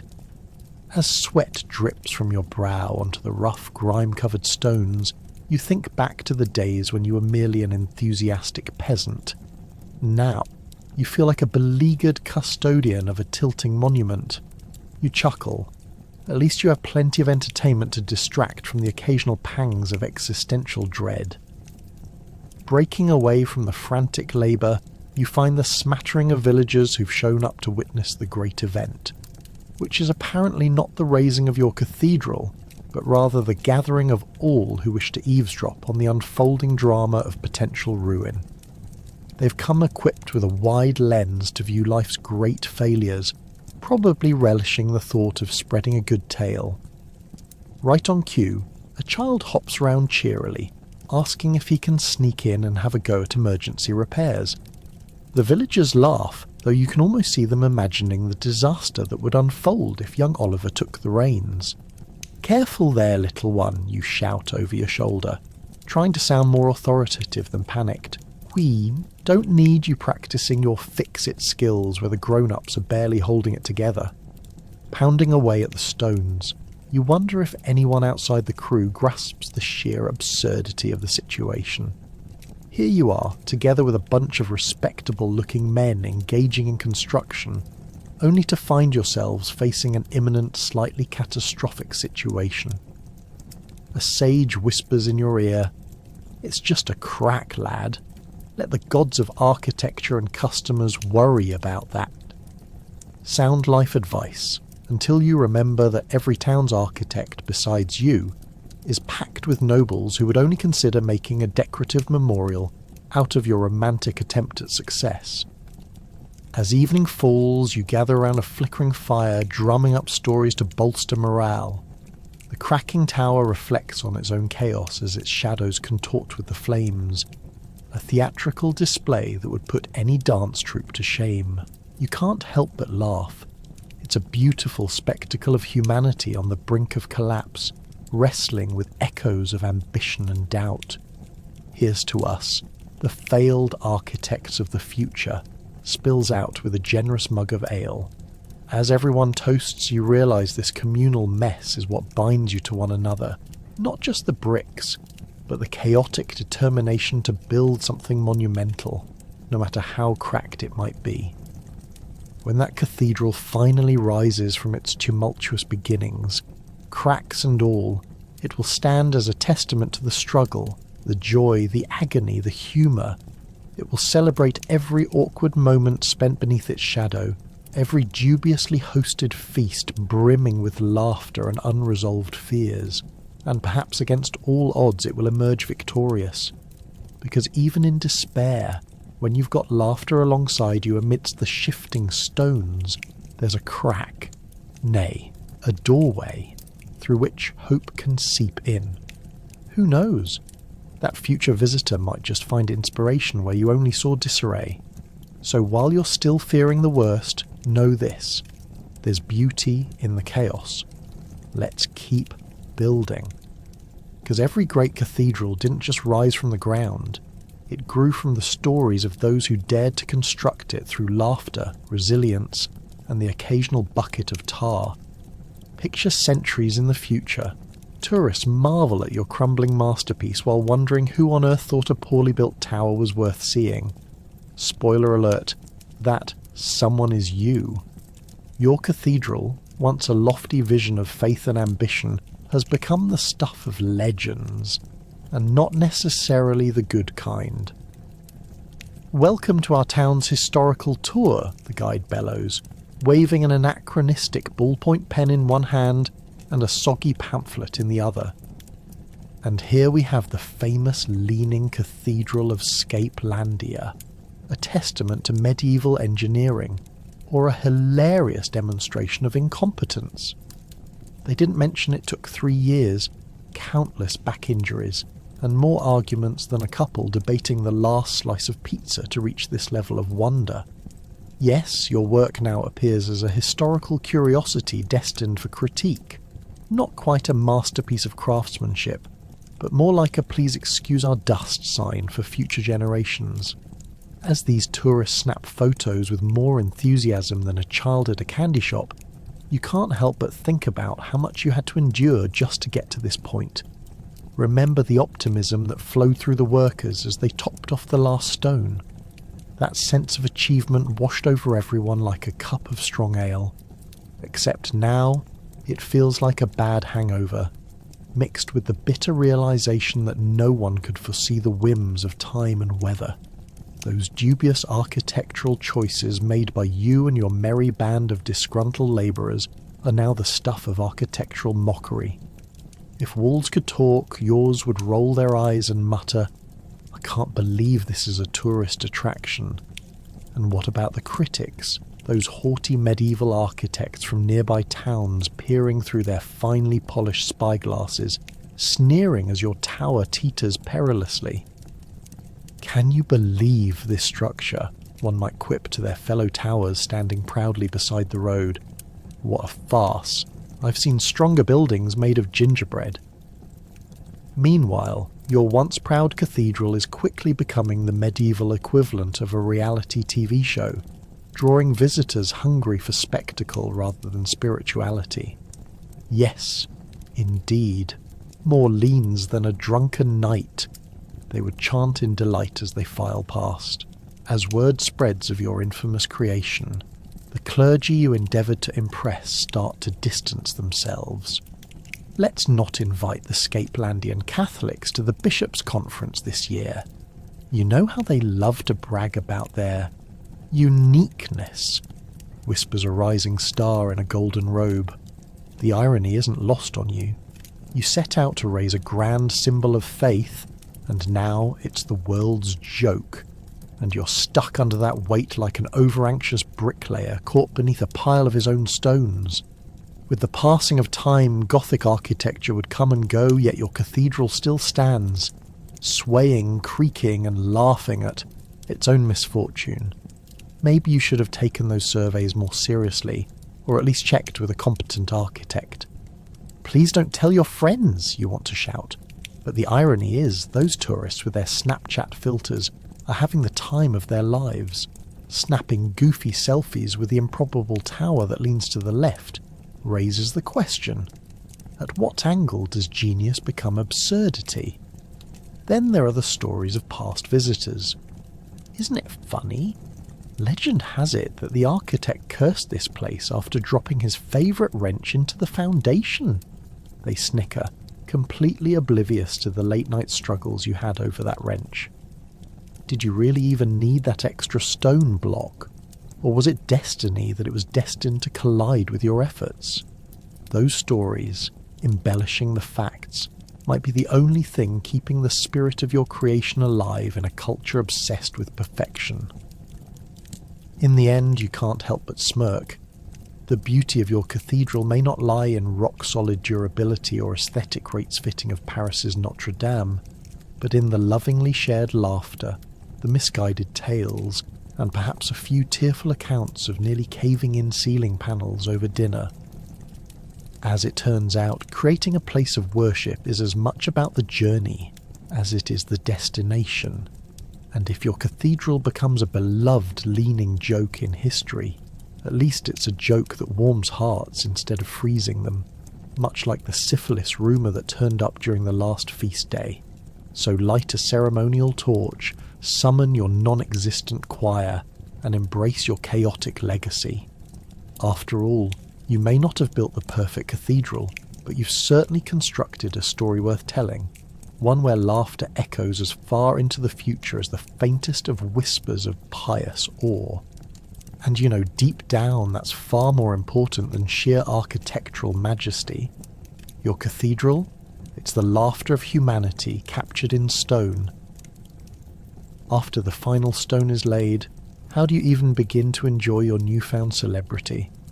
You throw a banger of a feast, improperly cooked meats, questionable drink, and lively discussions that might lead to life-altering decisions.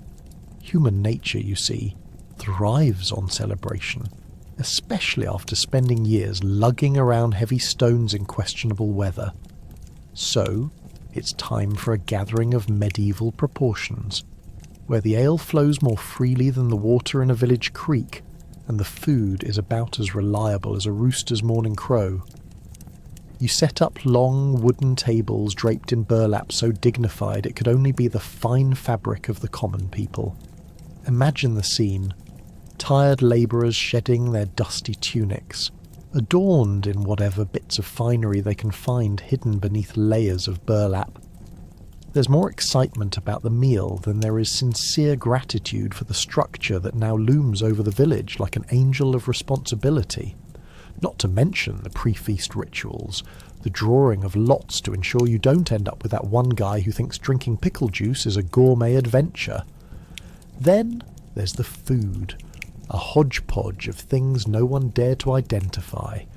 Is that a roasted swan or last week's leftover chicken? Who can tell? Pigeons huddle overhead, eyeing the spread as if plotting to stage a coup of their own. You bite into the meat, pondering if the side of gravy that looks like it may have passed through a horse is nearly as bad as the bread that feels more like a punishment than sustenance. Ah, yes, and the ale. It's not precisely beer, nor quite ale. It's a questionable concoction that has seen more fermentation than any beverage should experience in a lifetime. Let's be real, if you don't wake up with a headache, did you even feast? But amid the jovial chaos and songs sung slightly off-key by intoxicated peasants, there comes a moment of quiet reflection. You pause, grasping a mug with one hand, while the other absent-mindedly brushes crumbs off the only clean portion of your tunic. You look around at the faces, the sweaty, weary, somewhat ecstatic faces of fellow workers who wore necks of misery only days earlier. Is this it? You've worked tirelessly to build this cathedral, yet deep down you wonder if this moment is anything more than a momentary joy before you're thrust back into the grind of reality. As you contemplate, a loud laugh nearby draws you from your musings. It belongs to old Hargrove, a local iron worker whose biggest life achievement is managing to keep his lunch down while working. He stands atop the table like some sort of raucous bard, and you can't help but feel a bit of fondness for the man. "To the cathedral!" he shouts, raising a mug so high it risks crashing into the thatched ceiling. No one can tell if it's shaky hands from too much ale, or if he's about to launch into his ode to the barefoot theme of building for glory. But oddly enough, in this moment, Hargrove isn't just a worker. He's a hero, an architect of hilarity uncertain of the structure beneath him. Now, the truth is, as fun as it is raising a glass to glory, a part of you can't escape the thought of what happens next. Will the townsfolk remember this moment when their bellies are full, or will they soon revert to grumbling about taxes as they haul stones for the next project?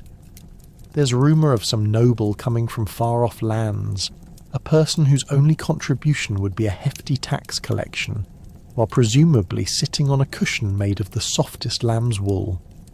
This thought sends a slight chill through the air, just as a mouse scurries beneath the feasting table, possibly weighing its options for dinner. And so the celebration continues, filled with hallelujahs and drunken debates over which animal would provide the best Portland-based construction mascot. Too bad an elephant wasn't available. You enjoy yourself in the moment, but realise these brief flashes of happiness are punctuated by the heavy looming presence of future labour. But, hey, at least you have tonight, so you lift your mug again, cheersing to the memories being made, even if they'll fade faster than last week's ale. As the ensuing raucous laughter fills the air, you can see it, the flicker of joy that life brings, whatever historical consequences or labour still await you. Here's to the camaraderie, to surviving the dreadful years of construction, and perhaps most importantly to the delightful absurdity of human life, always awkward and surprisingly rewarding. No one warned you that staring into the face of history would be so riveting. Perhaps if someone had calculated the price of existential dread versus stone structures, you'd be sipping ale by a river instead.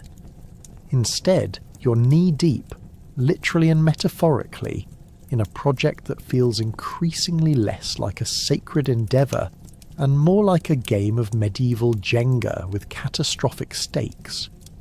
Underneath the heavy burden of stone and societal expectations, You start to wonder, was all of this really worth it?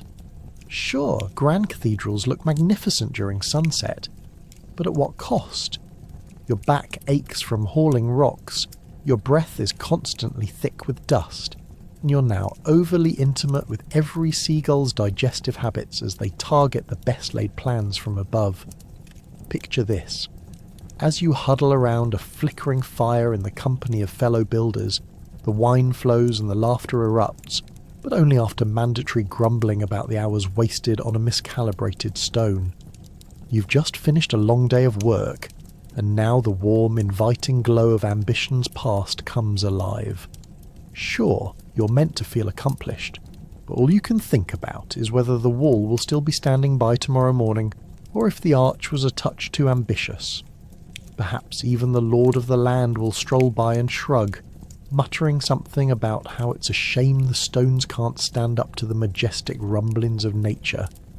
You're sitting there, surrounded by your comrades, eyes glazed over from exhaustion, and suddenly it hits you. The only ancient craft anyone actually seems to master is the art of complaining. It's like an unspoken bond of brotherhood stronger than your average medieval guild. "My back is broken," declares one fellow in a raspy whisper, while carefully slipping off his shoes, possibly for the first time since Easter. "At this rate, you'll likely be buried under the very stones we're trying to raise," you quip back, trying to lighten the mood. Laughter erupts, but the laugh is tinged with the sombre truth of potential futures filled with bricks and unending aches. Let's be honest, every crumbled stone unit feels like a personal betrayal. You thought it might build your character. Instead, it built a monument to rash decisions. Decisions requiring nights of back-breaking labour, the occasional stone to the foot, and a supervisor who's more interested in his next bottle of vintage swamp beer than in your suggestions for revisions. If strength could shower upon you from the heavens like the very water you so desperately need, happiness would come easily. Alas, all you get are blisters. The rock and roll of a daily grind made doubly miserable without the conscientiousness to stop and breathe. Fast forward a few years, you can barely remember the last time you had more than 2 hours of sleep in a row without waking up to the sound of snoring dust from the rafters or the terrible magic of and still, badgered by the memories of patrons cheering you on during the completion ceremony. Does that actually fill your heart with joy? Or is it the price you pay for every stone you've laid, building something that might echo eternity while your knees cringe at every pebble you step on? Looking back, you start to resent the grand narrative imposed by history, those tales of honour, bravery and self-sacrifice breathing life into your cathedral ranks. What honour do you get for lifting a rock that might crush your toes tomorrow instead of being celebrated for dodging the next round of the heavy boulders? You become the unwilling protagonist in a dark comedy, playing a hazardous game of roulette with your body and dignity. In this exhaustive labour, there's a moral. Every stone laid provides stability to the future, but at the cost of your present well-being. While the structure rises, so does the realisation that you may not even see the finished product. But hey, at least your labour is etched into eternal stone.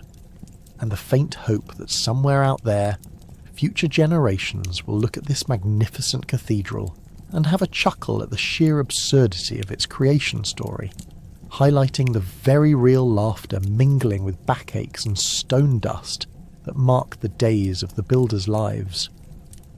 As you slump back into the straw for yet another restless night, waiting for the next project to emerge from the shadows of architectural ambition, you can't help but smile at the ridiculousness of it all. After all, one day you might just be a historic footnote, someone else's punchline, and in reinventing those endless ambitions, you'll be glad to finally say, well, we gave it a go, before drifting off into a deep, well-deserved sleep beneath the watchful gaze of that unfinished cathedral, dreaming of ale and the weightlessness of freedom once again. What do you get when you mix passion, ongoing constructions, and sheer rivalry? Cathedral structures popping up as often as gossip in a high school hall, one too many towers of competition. It's like a medieval version of Who Wore It Best, where architects flaunted their grand designs as if they were strutting across a catwalk made of stone. Each architect took their work personally, viewing it as a testament not just to their skill, but also to their worth as human beings. Heaven forbid the neighbour's choir loft be taller than yours. That could seal your fate as the laughingstock of the guild. Picture this. You're standing at the construction site looking up at the soaring spires, and it hits you. Every joint, every stone, and every frantic prayer is a testament to a blood feud unfolding in the name of God, and also bragging rights. Sure, you've got your nobles cheering you on, but they're just as quick to pull money from a rival who's managed to align themselves with the latest, most fashionable ideals of architecture. If a noble catches wind of an architect's cutting-edge work, they'll be on the phone, well, not really a phone, but you get it, crying out for a new design in the hopes of attracting more pilgrims, and guess who's about to lose some business? Yep, you. Let's talk about some of those ambitious architectural strategies, like the infamous flying buttress. Not only a cool term that sounds like a medieval rock band, but also a genius solution to the problems of building taller walls. It's almost as if these architects went, let's just hurl rocks until something is structurally sound. This flying buttress allowed your cathedral to reach new heights, inviting both the Holy Spirit and envy from neighbouring guilds to linger over its majestic curves. Just imagine a group of rival architects standing in their mud-caked shoes, pointing and sneering like a pack of overgrown children. Oh, so you want to point to heaven? Good luck with that crumbling design. And what about the competition for the most exquisite stained glass? You know the kind. The ones that depicted stories of saints who'd clearly never seen a day of hard labour in their lives, making them look more like pageant queens than holy figures. Between you and me, everyone knew that if your glass didn't shimmer with sunlight like a medieval disco ball, your reputation was toast. Craftsmen worked through the night, creating exaggerated colours in a bid to outshine the neighbouring cathedral, which of course had the misfortune of being just a few blocks away. Call it a glass-thrown battle. Now let's not forget the drama of fundraising. Everyone knows funding is where the real rivalry boils over. Much like your morning porridge left on the fire too long, nobles would hover like vultures, ready to pounce on any opportunity to undercut one another. Oh, you gave how much for that Roman arch? Well, I'll contribute twice, but for the honour of having a gargoyle that spits at yours. It's like medieval Kickstarter, only every project had a good chance of collapsing if they couldn't pay their workers first. And construction schedules? Don't even get me started. You'd think they were orchestrating a grand ball rather than the assembly of a massive stone edifice. Changing plans, missed deadlines, and, oh, check this one, sudden visits from the local bishop demanding to see progress. The sense of urgency would transform from a murmur to a full-blown scream. You'd better believe working amidst so much pressure required copious amounts of ale, and sometimes led to reckless decision-making, like opting for a lighter wood frame in place of stone because it'll go up faster, right? Spoiler alert, it wouldn't, and often turned collapsing structures into public entertainment. Yet somehow, amidst all this chaos, the construction sites became social hubs where rival architects turned into frenemies, gathering over mugs of ale, exchanging our best architectural insults, and secretly eyeballing each other's work. Because every tall tower and stained glass window was more than just a structure. It was a slap in the face of the competition. Ultimately, it's how they became the stuff of legends, sitting as beautiful monuments to human endeavour and insecurities in equal measure. And there you have it. Grandeur mixed with mischief, competition wrapped up in divine aspirations, all resulting in flying buttresses, colourful chaos, and rivalries deeper than a medieval peasant's persistent trench foot. Yes, life and construction was a barrel of laughs, if you weren't too busy falling short of those architectural dreams. What works well alongside grand cathedrals? Funerals with proper traditions that include massive crowds and hearses. History shows us that you go out with a bang. If bang means your loved ones dressed in confusing attire for hours of praying. In the medieval world, death was an event, not just an inconvenience. Imagine the scene. You're part of a congregation that could rival a bustling marketplace, all gathered to witness someone's grand farewell. Forget about intimate gatherings. In a world where everyone lived for the drama of the day, the bigger, the better. When someone kicked the bucket, the entire village was expected to pony up for what was essentially a theatrical production of grief.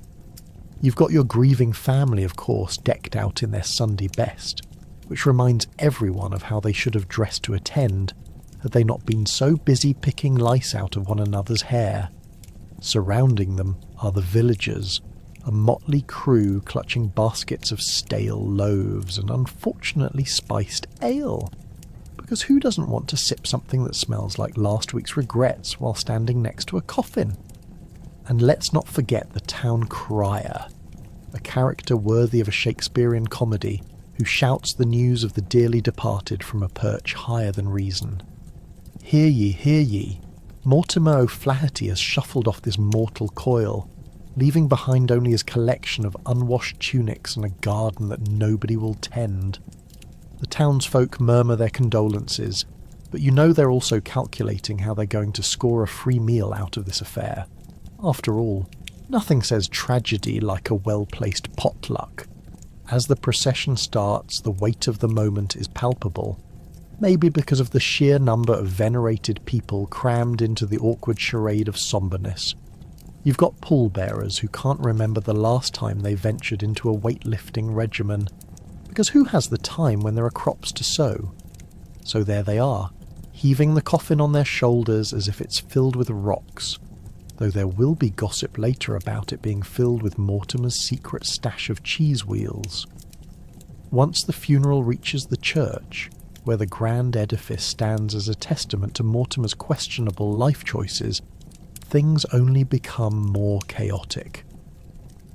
Expect a choir that sounds like a gaggle of wounded ducks, trying to harmonise while simultaneously making sure no one discovers they've been out of tune since the last church incident, involving a goat and an unfortunate yet comical series of events.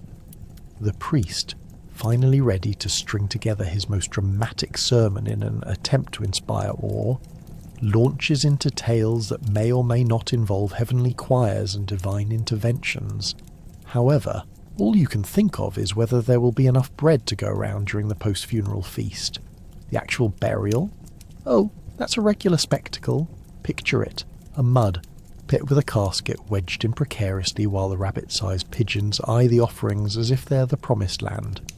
Peasant folk gather round for the moment of truth, while some children casually toss dirt clumps that could double as projectiles, and the village's Java dealer sneaks in some warmed ale for those needing a pick-me-up, instead of an earnest farewell. And let's not forget the eager priest, standing in the mud like a lighthouse keeper lost at sea, trying to keep his sermon afloat while simultaneously wondering if he should have brought an umbrella. They are praying as though they're trying to convince the heavens that Mortimer is at least deserving of 2 bells instead of 1, believing they can amplify his entry into the afterlife through sheer force of will. But look at the crowd's faces as they finally lower the casket. Mixed emotions swirl, grief tinged with relief that they won't have to hear another tale of Mortimer's infamous turnip soup, a concoction so notorious even the village eaters still refuse to acknowledge it. It's a strange blend of reverberating wails and snickers, reminding us that while we can honour the sorrowful moments in life, a sprinkle of laughter never goes amiss, even at a funeral. As the final clods of earth land upon Mortimer's casket, the villagers take stock of their own lives, promising themselves to donate that extra bushel of grain they never had the time for while raising a mug of ale in one hand. One last finality, one last goodbye, until the next inevitable funeral. Because in the medieval world, death is not merely an end, it's the beginning of the next communal event. So raise your goblet high and remember Mortimer, who may no longer be among the living, but will always be a legend passed down amid laughter and love, and more than a hint of regret. After the dust settles and you've managed to survive, barely, serious questions arise. Did we actually accomplish anything meaningful, aside from creating monuments to broken backs and questionable decisions? Picture it now. Amidst the swirling dust of your recently completed cathedral, you sit cross-legged on a pile of timber, leaning against the wall, pondering your life choices in the dim light filtering through half-finished stained glass. The aroma of sweat, sawdust and regret mingles in the air like a particularly unfortunate stew, making you question whether the grand structure looming above you is a beacon of hope or a testament to absurd folly.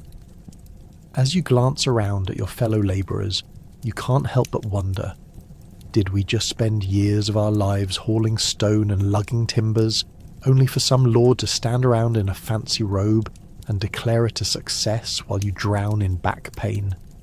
You're all cracking jokes to mask your weary bones and aching joints, but the laughter echoes hollow in your chest, reminiscent of an empty wine barrel.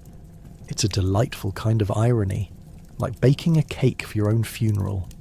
The monastery's clergy will say it's a great triumph, a badge of honour for the hard-working folk.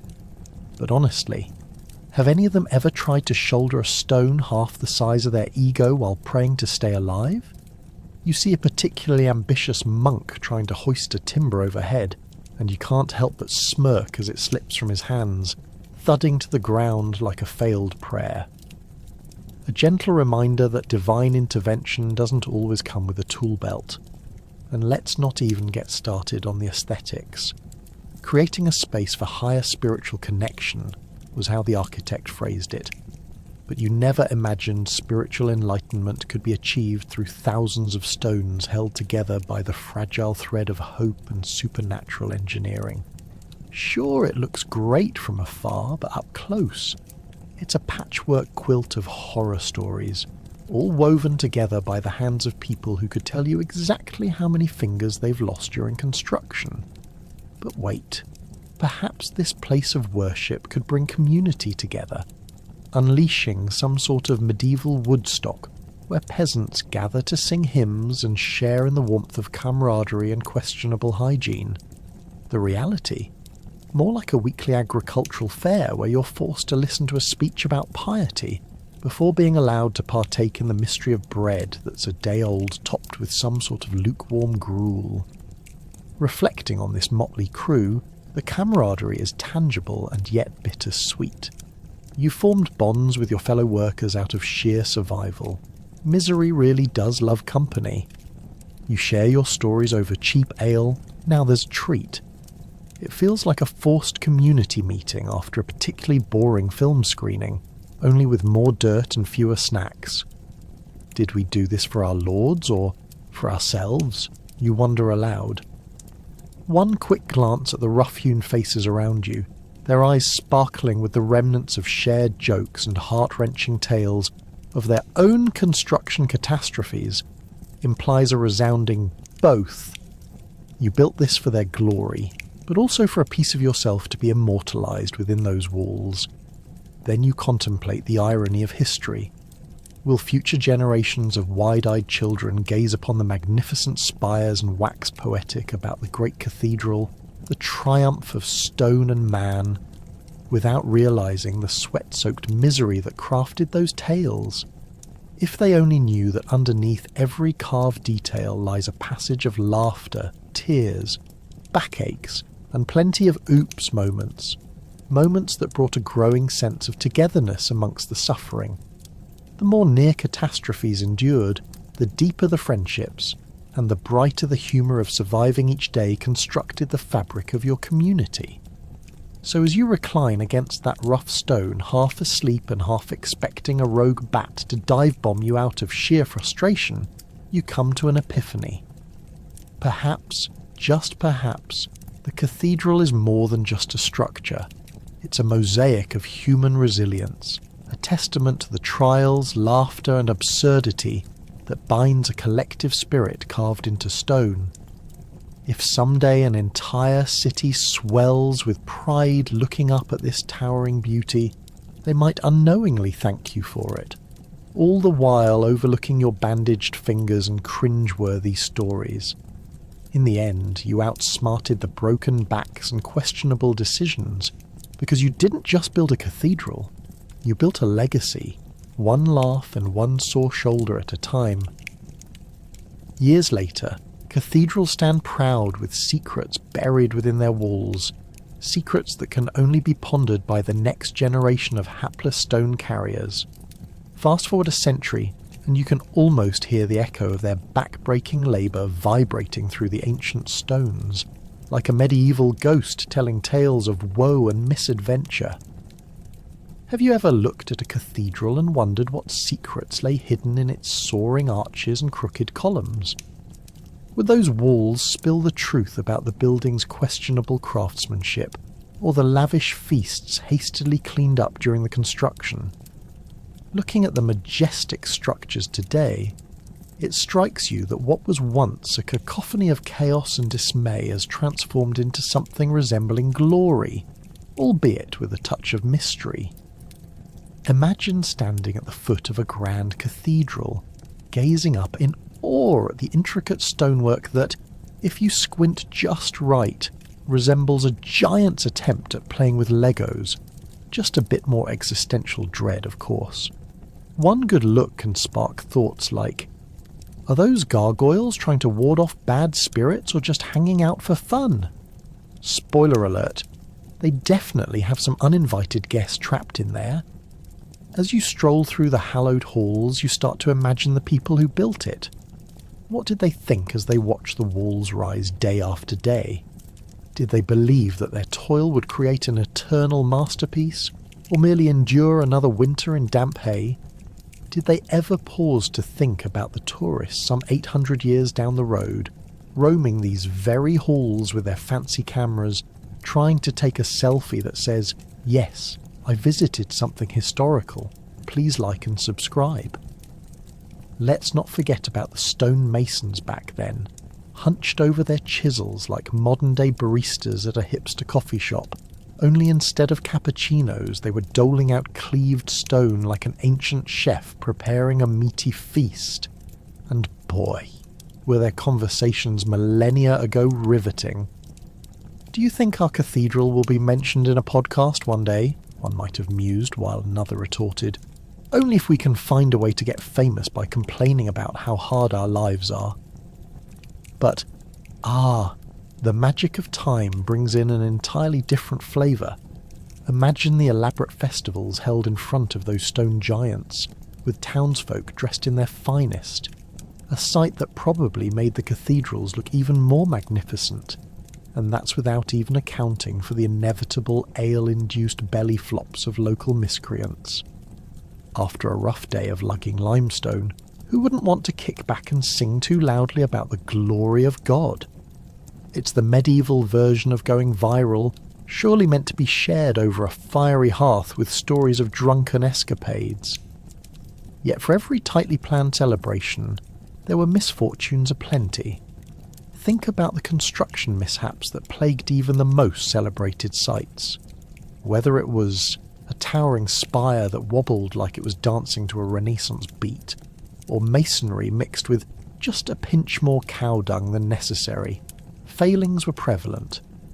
You can almost see the foreman's face, pale from too much work and too little ale, shaking his head as he realised that this year's construction budget probably wouldn't stretch beyond, let's see how it holds up before the first snowfall. And now, as the sun sets, casting long shadows across the cathedral grounds. The fruits of those labours recede into the past, leaving their legacy to the curious minds passing through. It's a compelling thought. For the modern visitor, what comes to mind? A mixture of awe and humour, mental pictures of stone masons struggling under the weight of their own ambitions and the absurdity of it all. The sheer dedication that resulted in creation, kept alive by generations and generations of stories. So, as you walk back from that grand cathedral, consider this. The stories engraved within those walls might just be as riveting as the ones cradled in memory by squinty-eyed stonemasons of yore. There is levity in the weight of responsibility, joy in the toil of labour, even laughter echoed within solemnity. From secrets to shenanigans, these grand cathedrals stand like wise old giants, guarding centuries of history and absurdity yet to be discovered. To the next hapless generation of stone carriers, may you revel in the lessons these structures teach, thousands of years later, and still full of life, laughter, and the occasional ghostly chuckle, reminding us that we are all part of this glorious madness we call history. And finally we're left pondering, why do we still admire these grand structures? Because amidst the dirt, sweat and blood, each cathedral holds the humour of humanity that refuses to be forgotten, laughable disasters etched into stone. Imagine the countless architects, builders and peasants standing beneath those towering spires thinking, well, today's the day we make history. Either that, or the day we all get crushed under a ton of stone. It's a shared belief that perhaps the unseen architects of fate have a wicked sense of irony. Walk through any medieval cathedral, and your senses will be assaulted, not so subtly, by the weight of human ambition and, let's be honest, human incompetence. Picture those masons attempting to hoist a gargantuan stone block, only to find it sliding back down like a toddler at the top of a slide, screaming for their mum. Or the workers who, with tired backs and wearied hearts, realised that maybe they had measured once but didn't check twice. The result? Some misaligned arches standing as a testament to their questionable math skills. Now, let's address the elephant in the cathedral. Construction took decades, centuries even. The workers of yore knew how to procrastinate like absolute champs. A project that should have taken 10 years often morphed into a lifetime commitment. Oh, you want to finish this cathedral? Great! We found some really comfortable straw to nap on and a delightful ale that fosters great camaraderie. I mean, if you're going to be encased in mud and sweat all day, you might as well get a good drink in while contemplating your life choices, right? With the passage of time, a few surprising benefits emerge. Those grand cathedrals are now seen as architectural marvels, albeit precarious, humorously flawed marvels. They are places of gathering, refuge, and a surprising number of medieval puns. Ask the local priest what's on his mind, and he might mass the punchlines right into the sermon. Built to inspire awe and reverence, these stones tell stories of perseverance, collective labour, and the occasional disastrous what were we thinking moments. Let's not forget the sheer audacity of medieval builders. They designed cathedrals that seemed to defy physics, playing a grand game of will it stand, and praying every morning for favourable weather. A wrong calculation, or a buckled beam, and suddenly your beloved cathedral is just one bad storm away from becoming a semi-collapsed monument of history. Because what says we really cared more than converting a promising piece of architecture into a sad pile of bricks? Take a moment to picture those proud townsfolk on the day of the grand unveiling, ye old social media influencers. They gathered with wide eyes, gaping mouths and improper headwear, preparing to witness the culmination of so many years of hard, sometimes questionable work. They could hardly contain their shock as the bells rang in joy, or perhaps alarmingly. The crowd likely erupted into applause, possibly nervously whispering, "Look at that tower! It's, leaning? Is it supposed to lean like that? Maybe it adds character." So much of what we admire today comes with a sprinkle of absurdity, an architectural mishap mixed with divine inspiration. Cathedrals symbolise the shared human experience of wanting to reach for the heavens, even if that desire is accompanied by a few missteps and pitfalls. Perhaps it's that very humanity behind these structures that captivates us. They reek of human endeavour, flawed but beautiful. A paradox that reminds us we're all just trying to build our own little cathedrals, even if they're made of less stone and more glue and hope. In the end, cathedrals shine through the ages not just as places of worship and reverence, but as monuments to our collective folly, resilience, and an eternal commitment to rising, even if it comes with a few awkward stumbles along the way. Each cracked column, wonky arch, and misaligned altar is a misfit's badge of honour, and a laughable reminder of why we continue to embrace these majestic structures that reveal more about us than we like to admit. So next time you stroll through a grand cathedral, remember the blood, sweat, and laughs, all encapsulated in stone, whispering the timeless hilarity of our shared existence. Let me know when you're ready for the outro.